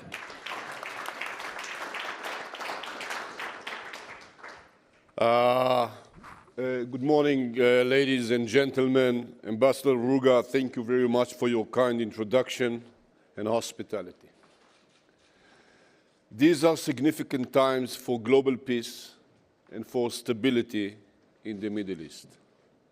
Challenges emerge alongside historic events that are reshaping the region. Partnerships are being built between leaders. Peace is forged between countries, and friendships are made between people. Peace is achieved by courageous leaders, such as His Highness Sheikh Mohammed bin Zayed and His Majesty King Ahmad Al Khalifa, whom I had the great honor of visiting just a couple of weeks ago. It is also led by leaders such as King Mohammed VI of Morocco. I will never forget the collective prayer we held in the synagogue in Rabat, praying for the well-being of the king, and at the same time, praying for Israel's peace and security. I carry this prayer with me here today. This is the time to thank the previous US leadership and former Israeli Prime Minister Netanyahu for achieving the Abraham Accords, and to thank the current US administration and European partners who are assisting Israel in expanding and deepening ties with partners in the region and for investing in the security of the Middle East. We are opening the gates of Middle East to cooperation that will strengthen our economies, spread innovation, and contribute to a regional stability and security. Our hands are extended in peace to new brave leaders in the region who are prepared to develop relations with Israel, and I'm certain it will not be long before these partnerships are built and exposed. As a former chief of defense forces and as the leader of Israel's defense establishment, I must say my delight and honor were exceptional where I landed in Morocco, Bahrain, and other countries and was received with so much warmth. Let me tell you this. In war, the winner gets to lose as well. In peace, we are all winners. Now, as clouds of war are gathered above us, it is the responsibility of the world leaders to spread calm, to promote discourse, and to uphold the principles that will preserve world peace and security. This should be the approach towards the conflict in Ukraine, and I call on all parties, even if we are in the last minutes, everything must be done to prevent bloodshed. We are currently at critical times for global security, as well for the stability and peace in the Middle East. Iranian aggression is rising, not just in nuclear program, but also in its regional attacks. Iran takes over failed states, forcing them to defend Iranian interests while committing severe human rights violations. We view with great concern the attacks conducted against our partners in the region, attacks that, according to our assessments, are being carried out under the guidance and approval of Iranian leadership, employing weapons, some of which are produced in Iran, and implementing know-how, operational know-how gained in Iran. We also see what is happening in Iraq when Iran is currently trying to intervene with its Quds force in center of influence, despite the loss of their supporters in the last elections. Iran exploits civilian flights from Tehran to Damascus International Airport to transport weapons under the illusions of civilian equipment. Iran also endangers the life of innocent civilians by transferring weapons in containers that arrived to the port of Latakia. Iran violates the freedom of navigation. Even worse, Iranian UAV attacks have claimed innocent lives, such as the British and Romanian civilian killed in the Mercer Street attack off the Gulf Coast. Iran also endangers civilian flight, which could be hit by UAVs that cannot change courses. Iran is responsible for arming proxies in Lebanon and undermining the country's governance. Just last week in Israel, we saw a number of Hezbollah attempts to violate Israel's sovereignty. In this context, I have a clear message for Hezbollah. Their operatives are familiar with the noise made by our airplanes and with their capabilities. If we are required to respond to the attack in order to defend ourselves, we will do so, and we will cause great damage to the terror organization and its surroundings. The state of Lebanon will unfortunately have to be held responsible. We will not hesitate to act anytime and anywhere to secure Israel, to ensure Israel's security. In facing such challenges, we must stand strong, united, determined. A nuclear deal, if signed with Iran, does not mark the end of the road. Action must be taken to ensure that Iran does not continue to enrich its additional facilities, and oversight must be increased. It is essential that the IAEA continues to investigate and monitor the open files. We must ensure that the advanced centrifuges are not found in other facilities. Development of ballistic missiles capable of carrying nuclear warheads must be stopped. It is critical that the sunset clause is not understood as an expiration date that enables Iran to revisit its nuclear ambitions. All steps must be taken to ensure that Iran never becomes a nuclear threshold state. The world must never come to terms with it, and Israel will never come to terms with it. Distinguished guests, in 1987, US President Reagan arrived in Berlin. From the Reichstag building, he saw a graffiti spray painted on the Berlin Wall that said, "This wall will fall, for it cannot withstand faith."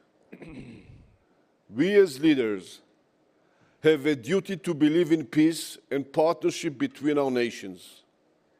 It is imperative to bring down the walls between us. The stronger and more united we stand as partners, the more we cooperate in facing challenges, the greater peace, stability, and prosperity we will enjoy. We must strive for peace for our people and security for our countries. Thank you.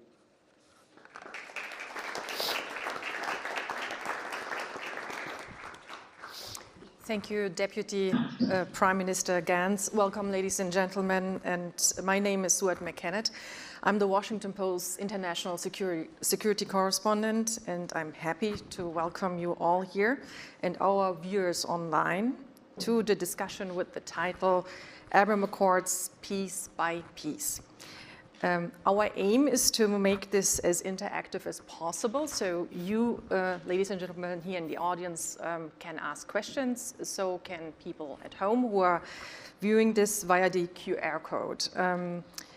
But again, questions, so please, short questions with a question mark at the end. I would also like to welcome Abdallah Al-Khalifa here with us in the hall, and Dr. Anwar Gargash. Dr. Gargash, is he still here? Because I don't see him. Okay, he is. Yes, yes, I can hear you. Thank you, welcome.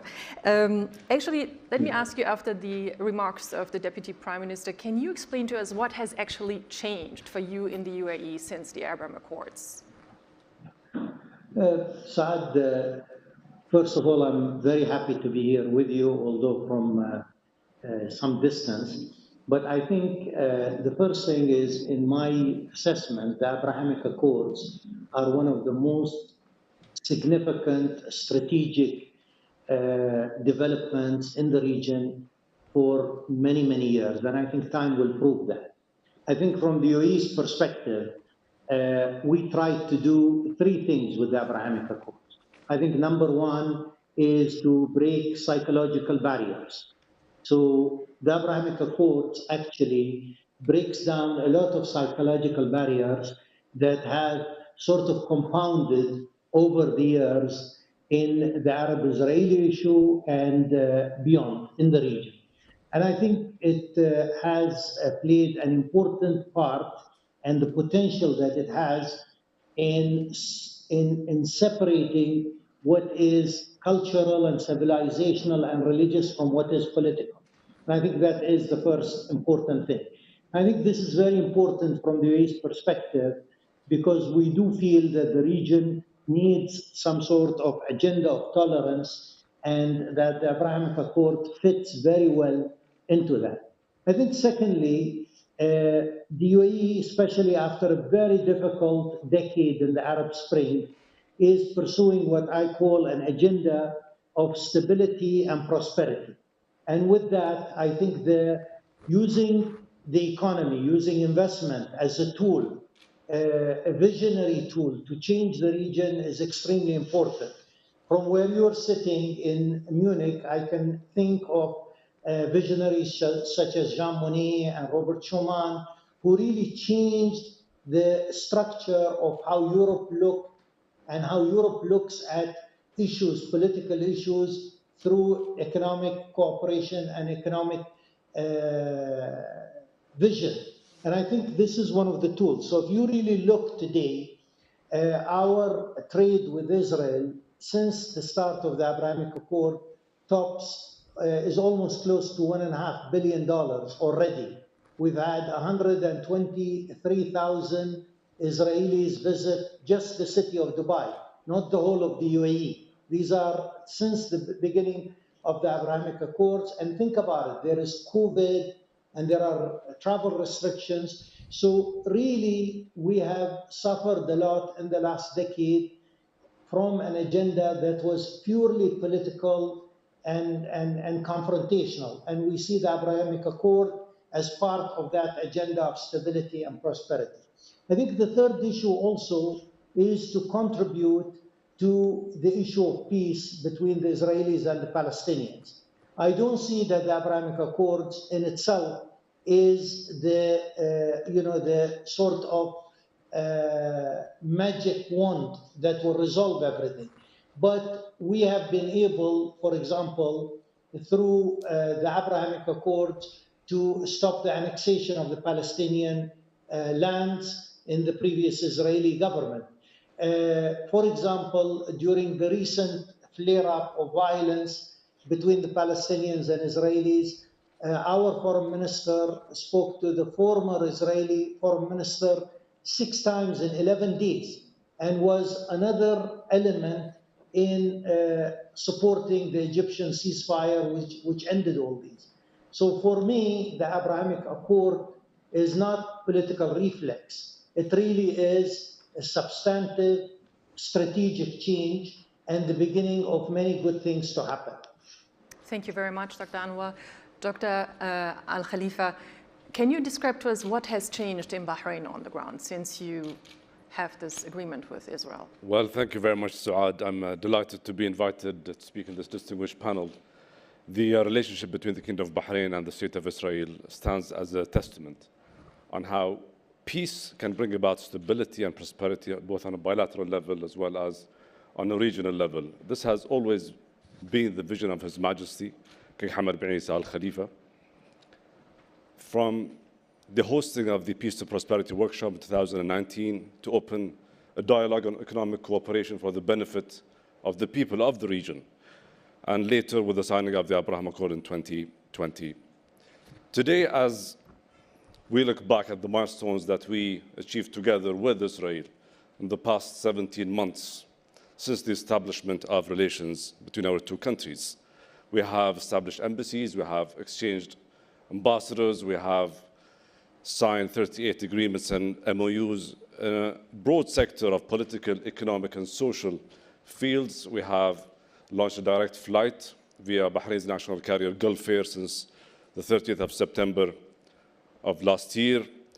And as these milestones remain crucial in setting a solid foundation for the cooperation between our two countries, the aspirations remain high, and what is yet to come is even more astonishing. We are working closely with Israel on developing a 10-year joint war and peace strategy, one that would synchronize our goals, one that would specify and indicate the key areas of interest between our two countries, and it will bring our officials, our experts, our peoples closer together into building a better future for the peoples of the two countries. These areas include innovation and technology, trade and investment, healthcare, environmental protection, sustainable energy, education, religious and cultural coexistence. And finally, I believe sharing a joint vision and a strategy would showcase the fruits of peace, but would also show that peace is indeed a cornerstone for stability and prosperity in the region, and it will crush any existing doubts and skepticism that are meant to serve certain agendas to keep the current status quo, and it would encourage others who are seeking change to follow in our footsteps. I'm also hearing a lot about, security challenges, and you, Deputy Prime Minister, mentioned in your speech Iran quite often. Would you say that the fear of Iran has actually helped to bring all of you together, or much faster together than it was planned? Yeah. I think there are two sides to this coin. Definitely, Iran, as I've tried to explain, is a global, it's a regional challenge, and it's not only threatening the state of Israel. We have seen it attacks on Saudi, we have seen it attacks on UAE.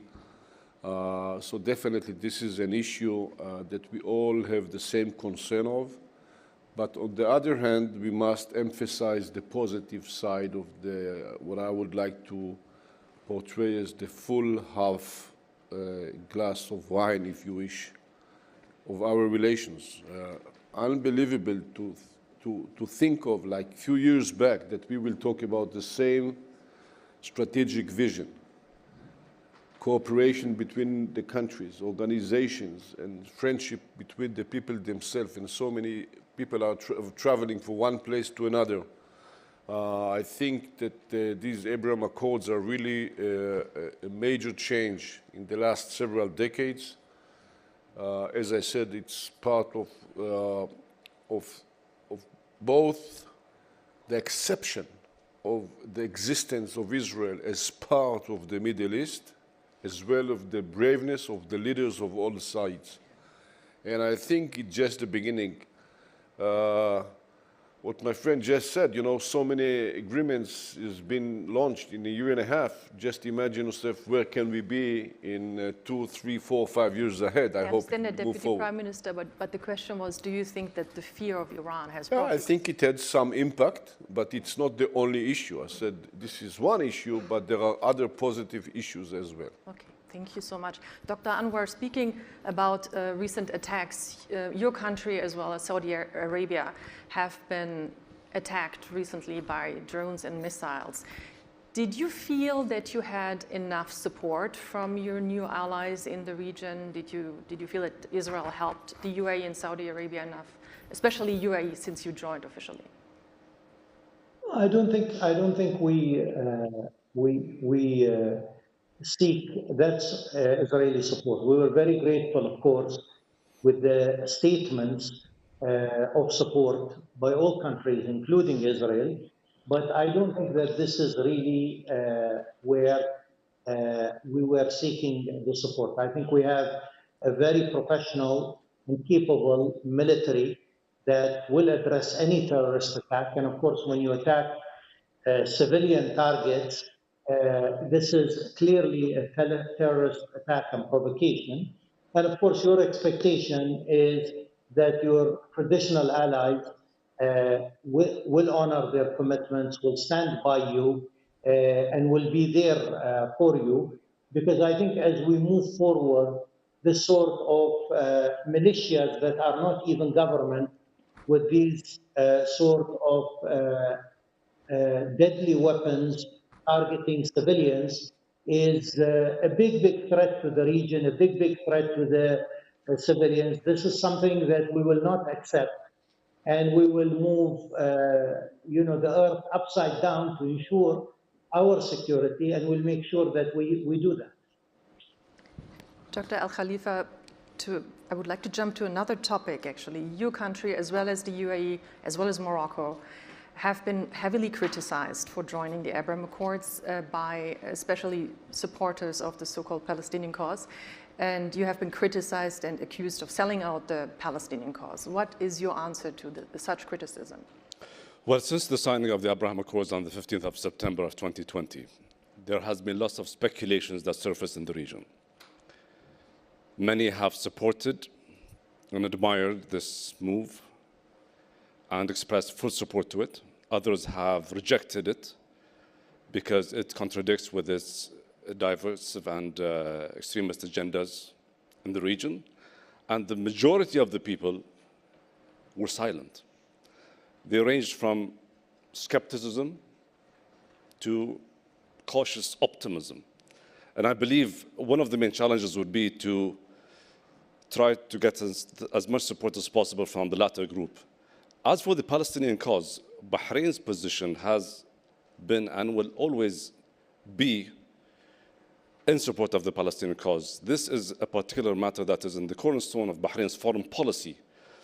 Establishing relations with Israel does not mean abandoning or changing the position of Bahrain towards Palestine and the historical rights for the Palestinian people to establish their own independent state with east of Jerusalem as its capital. All of the countries, Bahrain, the Emirates, Morocco, and Sudan, are for this two-state solution, as well as in support for the Arab Peace Initiative. In fact, we do believe that signing the Abraham Accords and having relations with Israel will, in fact, take us a step closer towards that, because we do believe that only through dialogue, through engagement, through mutual understanding and respect, that would happen. This is expected.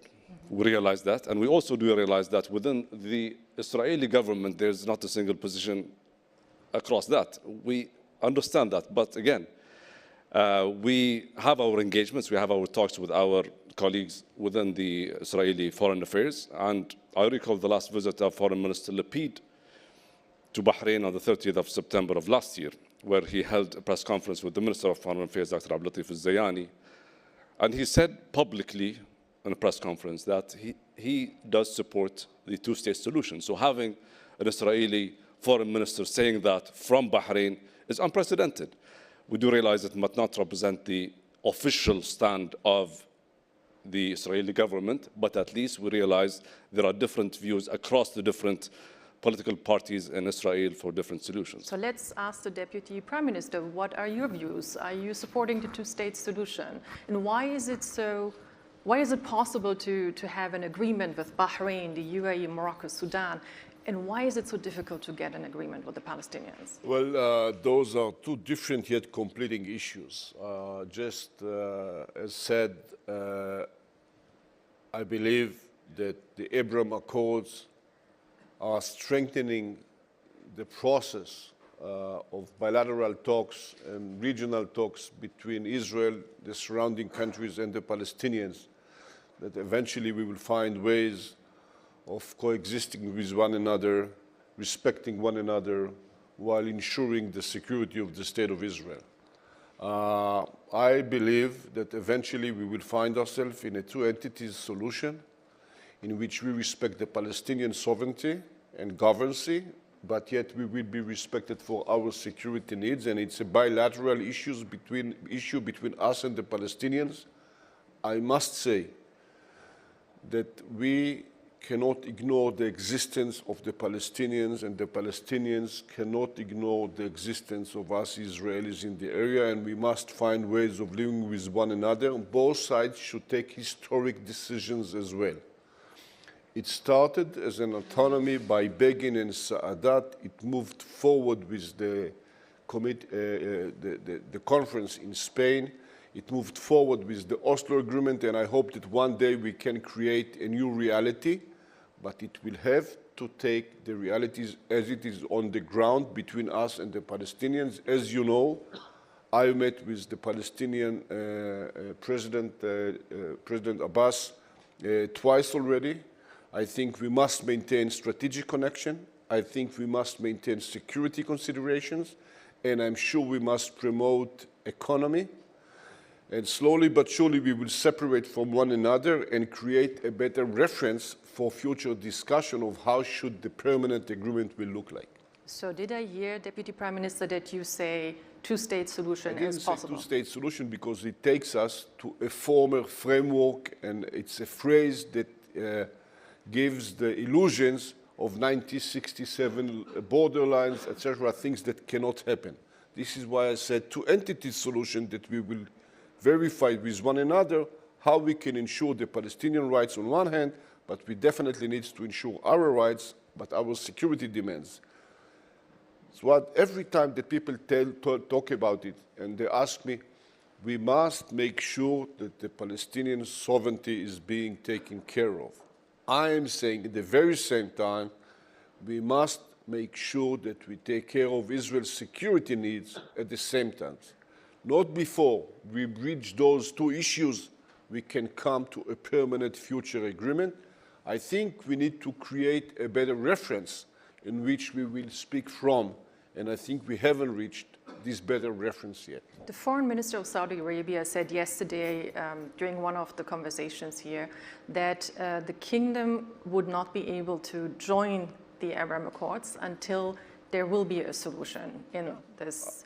Are these the conversations you have with Saudi Arabia as well? I hope that we will find a way to mitigate the different gaps and the different positions. But let us see the reality as it is. You can have two flanks of the Middle East. You will have the northern negative flank influenced by Iran in northern Iraq, in Syria and Lebanon. This is the radical front. But you can see the peace camp on the other side, starting from countries like Bahrain and Saudi and UAE and Israel, and hopefully others will join in hands. Though we don't have agreement on everything, we will figure out a way of coexisting and cooperating between one another. And I'm sure that what I would call the peace flank will overcome the radical one. Dr. Anwar, may I ask you, when you hear what the Deputy Prime Minister says now about the negotiations or the conversations with the Palestinian side, do you think you're on the same page here with him? I think Saad, the Abrahamic Accords is about a visionary thinking of our region. Our region has suffered from this Manichaean view of black and white for a very, very long time.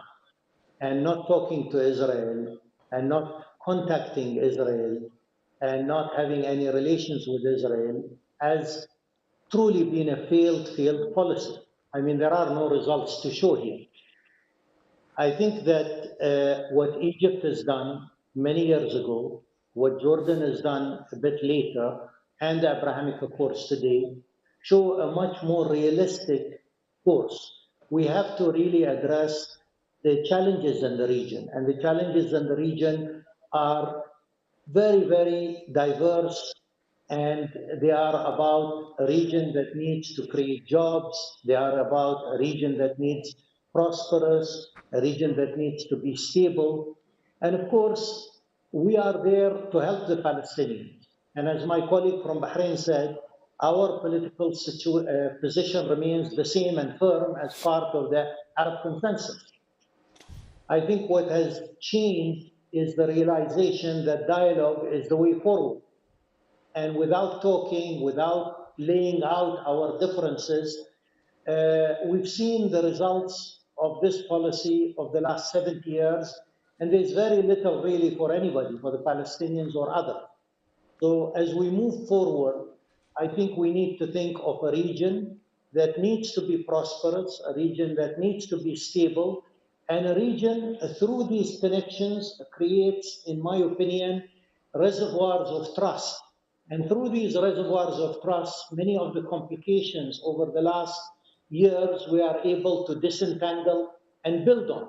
We've tried the old way, and the old way has failed miserably. I think the way forward is what we have seen with Egypt and Jordan, and what we are proposing of a warm peace is the way forward, and I'm sure we can create much better results through this approach.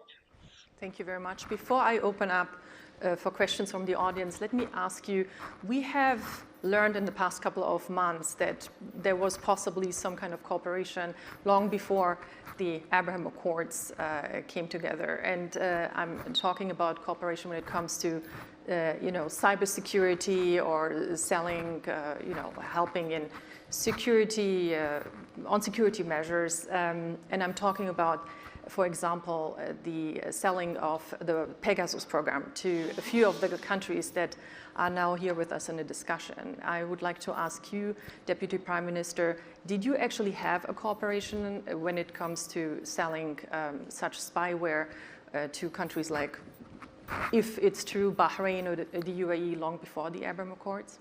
And where do things stand now in terms of? Obviously, I cannot refer to issues that were done secretly between different governments and export license we have, but all those export licenses we're under a very specific guidance of what can be done with those kind of things and what should not be done by those things.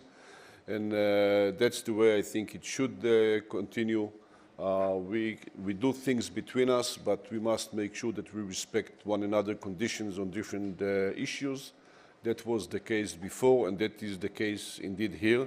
With your permission, Sawad, I would like to refer to this gray reality, as rightly said my friends from the UAE.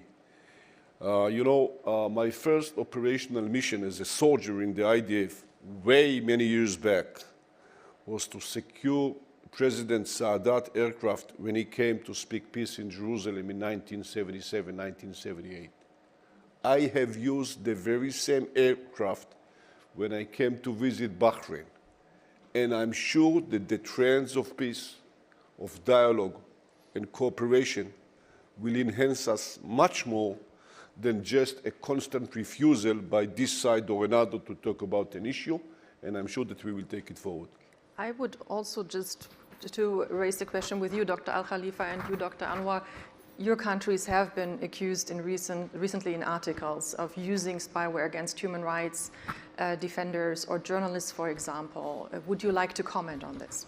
Well, accusations are endless. If we go through that path, we'll never finish. But speaking of the security cooperation, there has been lots of speculations when relations were established between Bahrain and Israel, especially on the security intelligence front.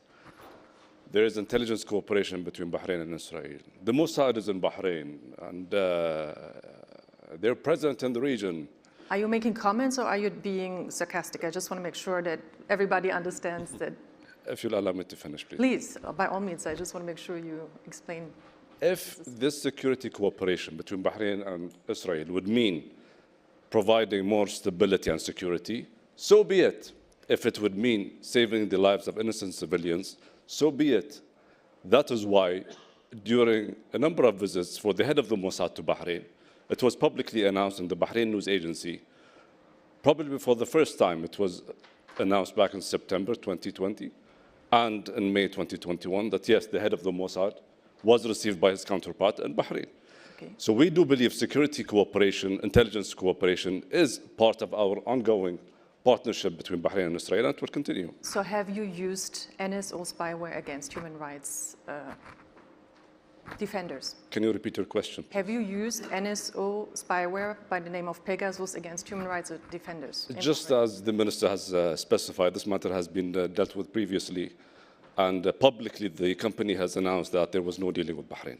Okay, thank you very much. Dr. Anwar, would you like to comment? And then I would like to open up for the audience, please. Saad, relations, when we started talking about the Abrahamic Accord, the American role was essential. Not only important, the American role was extremely essential. Because practically, we had no relationship with Israel. All these security relationship, news, etc., they don't really amount to something that can actually be a conduit for political relationship. When we started our relationship with Israel, we had to start with the basic alphabet. Recognition of passport, understanding this and that. It was as if we started from zero between two countries that have no relationships. Relationships between countries, bilateral, are not built on security contracts.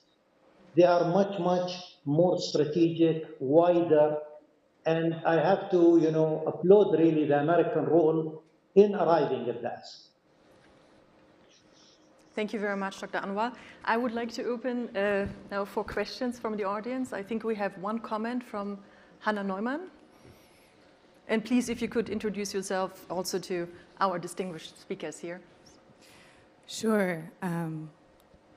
My name is Hannah Neumann. I'm a member of the European Parliament and head of the delegation with the Arabian Peninsula. So two of the speakers here, I know them very well. And having an official panel with representatives from Bahrain, UAE, and Israel in one room, halfway in one room, is something, as a peace builder, that makes me very happy. I have last year taken the flight from Abu Dhabi to Doha. That was special. Today, or hopefully this year, I will take the flight from Abu Dhabi to Tel Aviv. I still haven't given up hope that there may be one day a flight from Abu Dhabi to Tehran, but I understand this may be a shaky road and may take another while. But what we can clearly see is that the GCC countries, from being squeezed in between Israel and Iran, have moved towards an approach of reaching out, which I think gives you a lot more agency and gives the region quite a positive outlook. But the question that we have heard here also as the title of the panel is Peace by Peace, using peace, well, in the double meaning. And what I heard today about the advancements that we have seen, especially when it comes to business, when it comes to flight connections, I also know there's something going on in education. It's of a transactional nature. It's to everybody's benefit, transactioning goods, education, whatsoever. And Dr. Gagash, you referenced the European Union as an example, and first of all, I'm very proud that you do that, and I'm happy that we are still a bit of this shining light. But I can tell you from our European Union experience, peace is more and is a longer way. First of all, healing wounds and combating prejudices is something that has to come with people-to-people exchange, with partnerships, with dialogues, with also talking to each other if you're not of the same opinion, and having this tough talk. But it also means that you can't do that at the detriment of third parties. We have raised Palestine. They are concerned about what's happening. We have not yet raised Western Sahara. It's a bit the same thing. And Iran feels threatened. And to build peace, there is an outreach. And I mean, sugarcoating is not always going to help. Sugar is sometimes good, but not always. We also have the situation of human rights defenders who feel threatened by the security cooperation that is being built up. And I would have two questions as a result of this comment. The first one with regards to more of the peace-building aspects of the Abraham Accords. So moving beyond the transaction aspects, what are the initiatives that we can expect? And the second one goes directly to you, Minister of Defense Gantz. You announced yourself in December last year that the Pegasus Corporation is largely stopped in terms of licensing new things and will only... Can you repeat, please? You announced in December last year that Pegasus licenses will only be issued to 37 countries anymore, and these 37 countries neither included Bahrain nor UAE. So for me, the question is, first of all, is that statement still valid? And second, do you also stop the maintenance of licenses that have been issued before December, and how do you overall assess the use of spyware on human rights defenders in the Middle East? So that was our comment from the audience. I would like to give you the opportunity to answer. Yeah, I would say two sentences, really. First of all, I hope that you will fly from the Gulf countries to Tel Aviv and come and see us, of course, and that we will see much more flights. I suggest us all to remember that peace doing is also not a hike in the park. There are challenges, there are issues that you have to overcome. We all may face some future crises on different issues and different agreements, etc., etc. But I suggest that we will be as decisive in doing peace as we are while doing war. And I'm sure that if we will be decisive in expanding and reaching peace between the countries that already signed the Abraham Accords, first and foremost, we will flourish on this one, but we will see more other countries daring to join this trend. I think it's very important. Secondly, we revisited our export license for the companies to different countries. This is definitely in place. We should not forget that this is contracts that are being done between a private company in another country under the framework of whatever is being licensed, and that's very much the case. We are learning the different complaints from different places, and we will constantly revisit our policies about those issues in the future. Thank you very much. We had one question here from the lady. Please, if you could introduce yourself.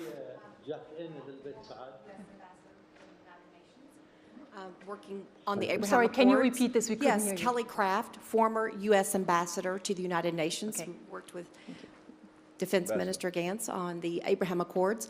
And I'm interested to see in your conversations with President Abbas, was the Palestinian youth, because I find that they have seen the people to people, they have seen the economic benefits, they have seen all the benefits. And are they now demanding that they too can receive these same benefits that they're seeing, whether it's medical care in Bahrain from the Sheba Medical Center, whether it's educational opportunities from Morocco? I mean, there's opportunities that I know that they are looking at very closely, and as the future of the Palestinian Authority. Well, thank you very much, first of all, for your involvement and support of the Abraham Accords, of course. And I do believe it will have a positive impact about the future of the Palestinians as well. I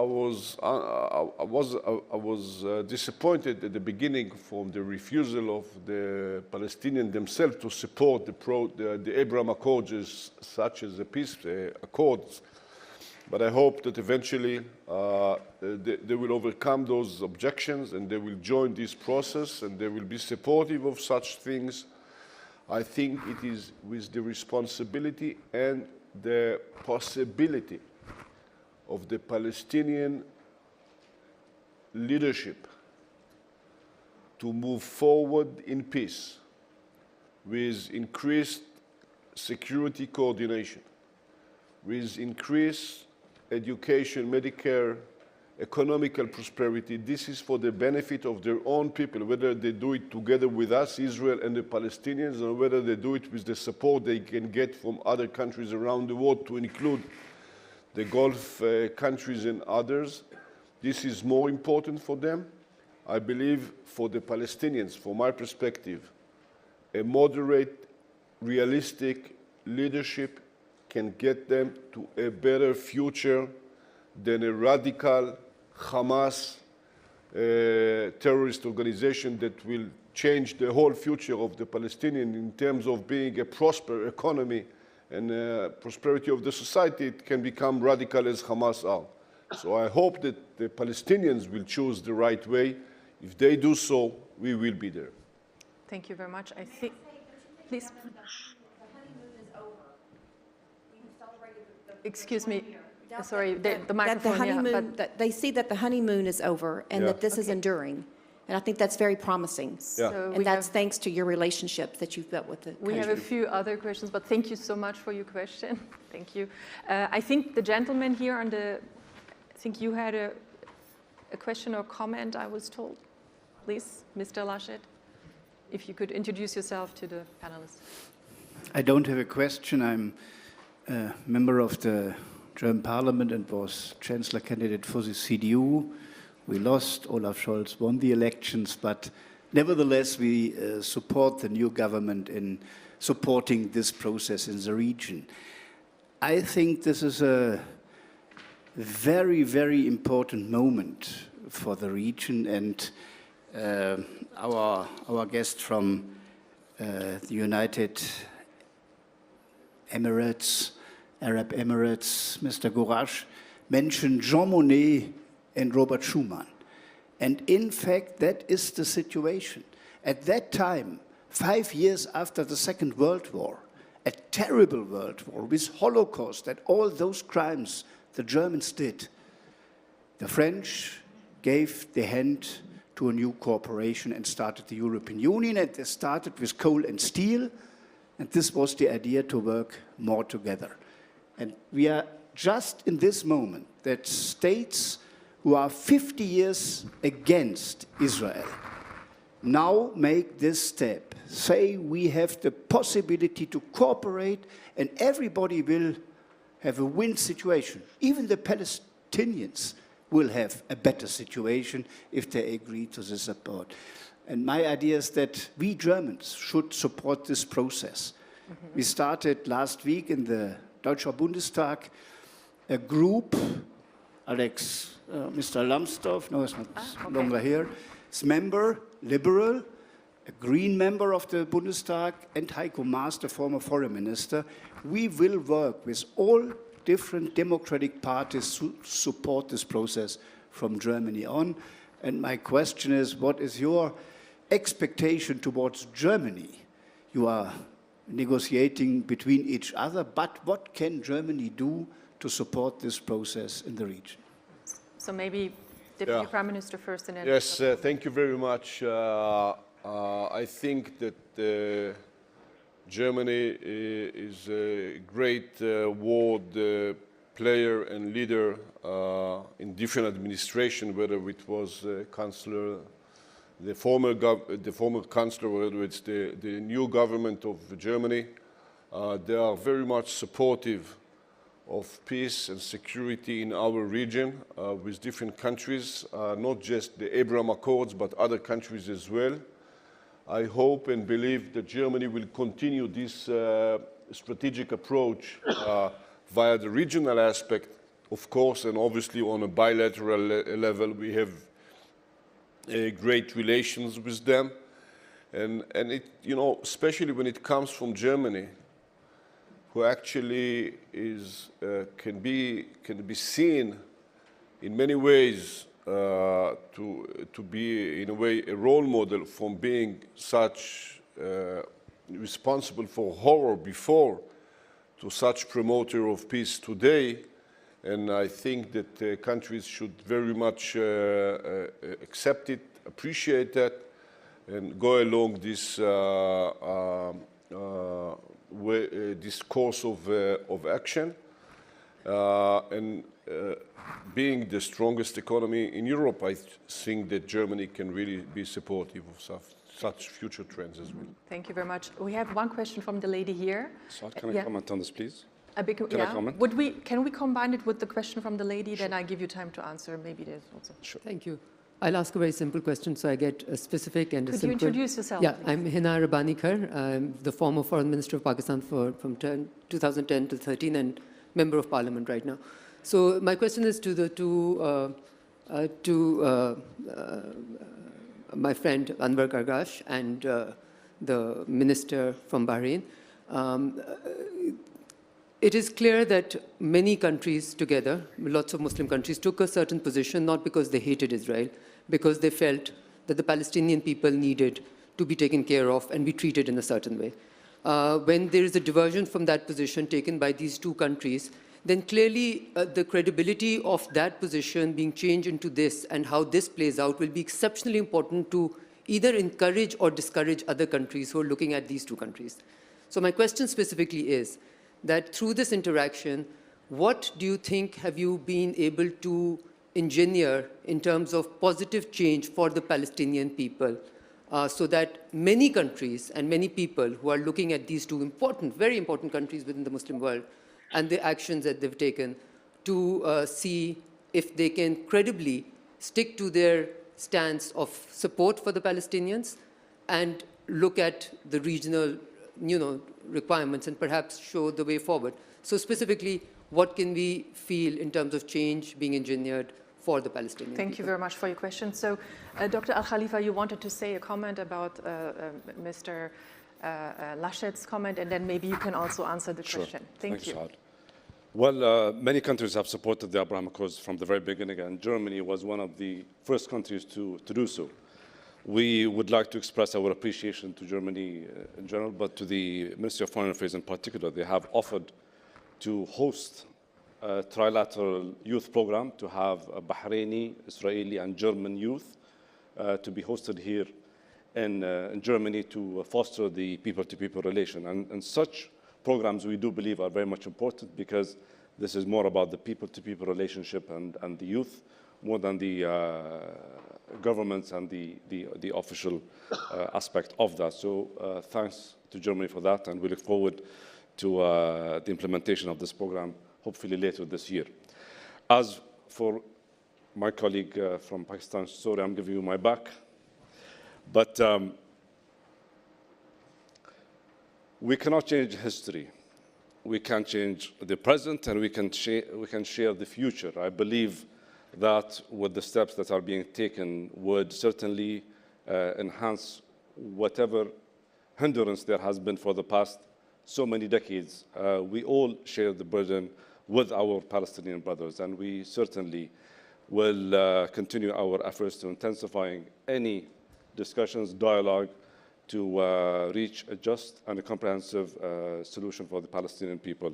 Coordination is ongoing, and we certainly do believe this will take time. It will not happen overnight, but we remain to be focused and determined, and channels of discussions and dialogue must be continuous and reflective of all of the concerns that have been for the past many, many decades. If, before I give you the floor, Dr. Anwar, may I combine the question with another one that we just received via email. What can and want the Arab states do to stop the conflict between the Palestinians, especially Fatah and Hamas? That's a question Mr. Markus Reinhold asked, and if you wouldn't mind to answer both these questions. Well, again, I want to say that the Abrahamic Accords is strategic. It is one of the most important, positive, strategic things to happen over the last decade or two. It is about leadership. And when you take a position like that, of course, there are many people who cling to old formulas that have not worked before. And we obviously have very little to show for. To the lady who spoke also, the Abrahamic Accord is not transactional. I don't see it transactional when it helps end the violence that erupted in Gaza. I don't see it transactional when it stops the annexation of Palestinian lands. And I don't see it also transactional when there is several other Arab countries that are able to talk to Israel and to be also more conduits for peace. This is a major shift. Now, if we put that within a larger context, the UAE believes, and again to the lady, the EU MP, you can fly from the UAE anytime to Tehran. Flights have not stopped. They've always been going to Tehran. And this is part of a wider view. Our wider view is the region moving forward has to be more about bridges, has to be more about roads, rather than trenches. So we feel that the Abrahamic Accord, our outreach to Iran or Turkey or any other country, is part of an overall regional view, a view that says, of course we have problems, of course we have issues, and central among many of these problems is a two-state solution. But our ability to help is more through dialogue, more through communication, more through cooperation, and not through not talking to each other. So we believe that this is extremely important. As far as the Palestinian efforts, we follow with interest what Egypt is trying to do. And we hope that the Egyptians are very successful or are successful in unifying the long differences that are between Gaza and the West Bank. And we think that this is another building block in what we hope is a future that is not mired in conflict, but a future that is set firmly in cooperation and in dialogue. Thank you very much. We have time for one more question, and I believe there is one here. Hi, my name is Peter Neumann. I'm a professor at King's College in London.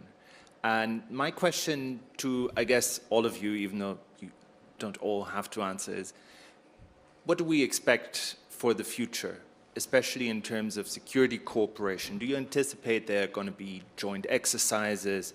Are there going to be formal channels, formalized intelligence sharing?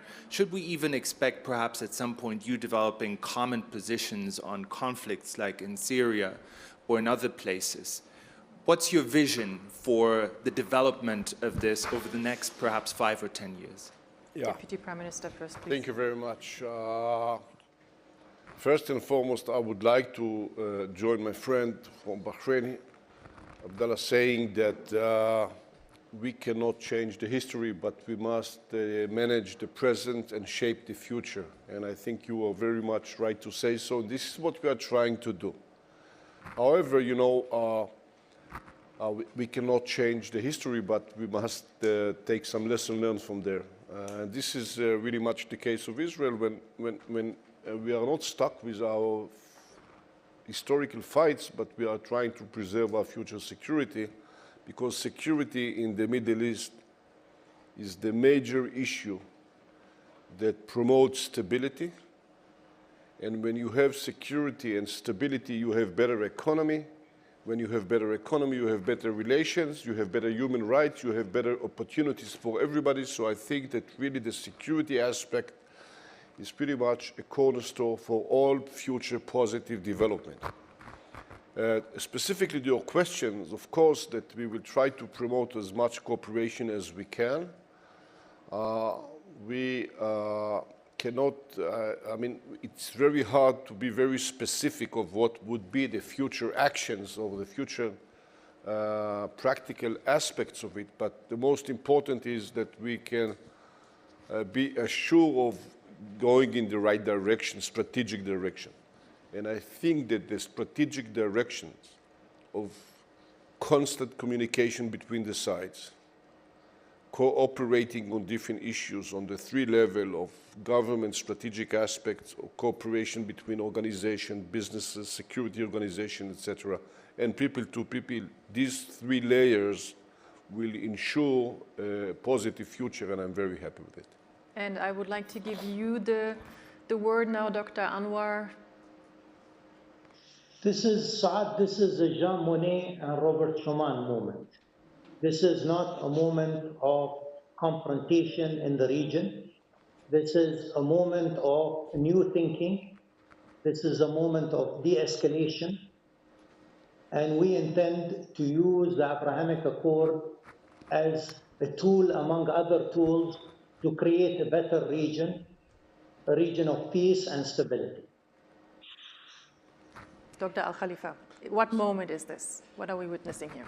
Minister Gantz, when he visited Bahrain early this month, he wrote an op-ed in the Gulf Daily News. He called it the Abraham Causeway. And I believe all what we are doing closely together is building bridges and causeways of prosperity and stability. And I believe that all of us collectively need to have this as successful as possible. The more successful the Abraham Accords are, the more fruition that we have from the bilateral relations with Israel, the more others would be encouraged to join, but the more people would be involved in the development of their country and the prosperity of the wider region. Thank you very much. I really would love to thank you all for joining us today. We see there are still a lot of discussions that actually probably will happen and should happen about the accords, about the future of the region, about a possible agreement with the Palestinians. Thank you, Dr. Anwar, for joining us. Thank you, Dr. Al-Khalifa, Deputy Prime Minister. Thank you very much, and you all. And I wish you a very good day here in Munich. Thank you very much. Thank you very much.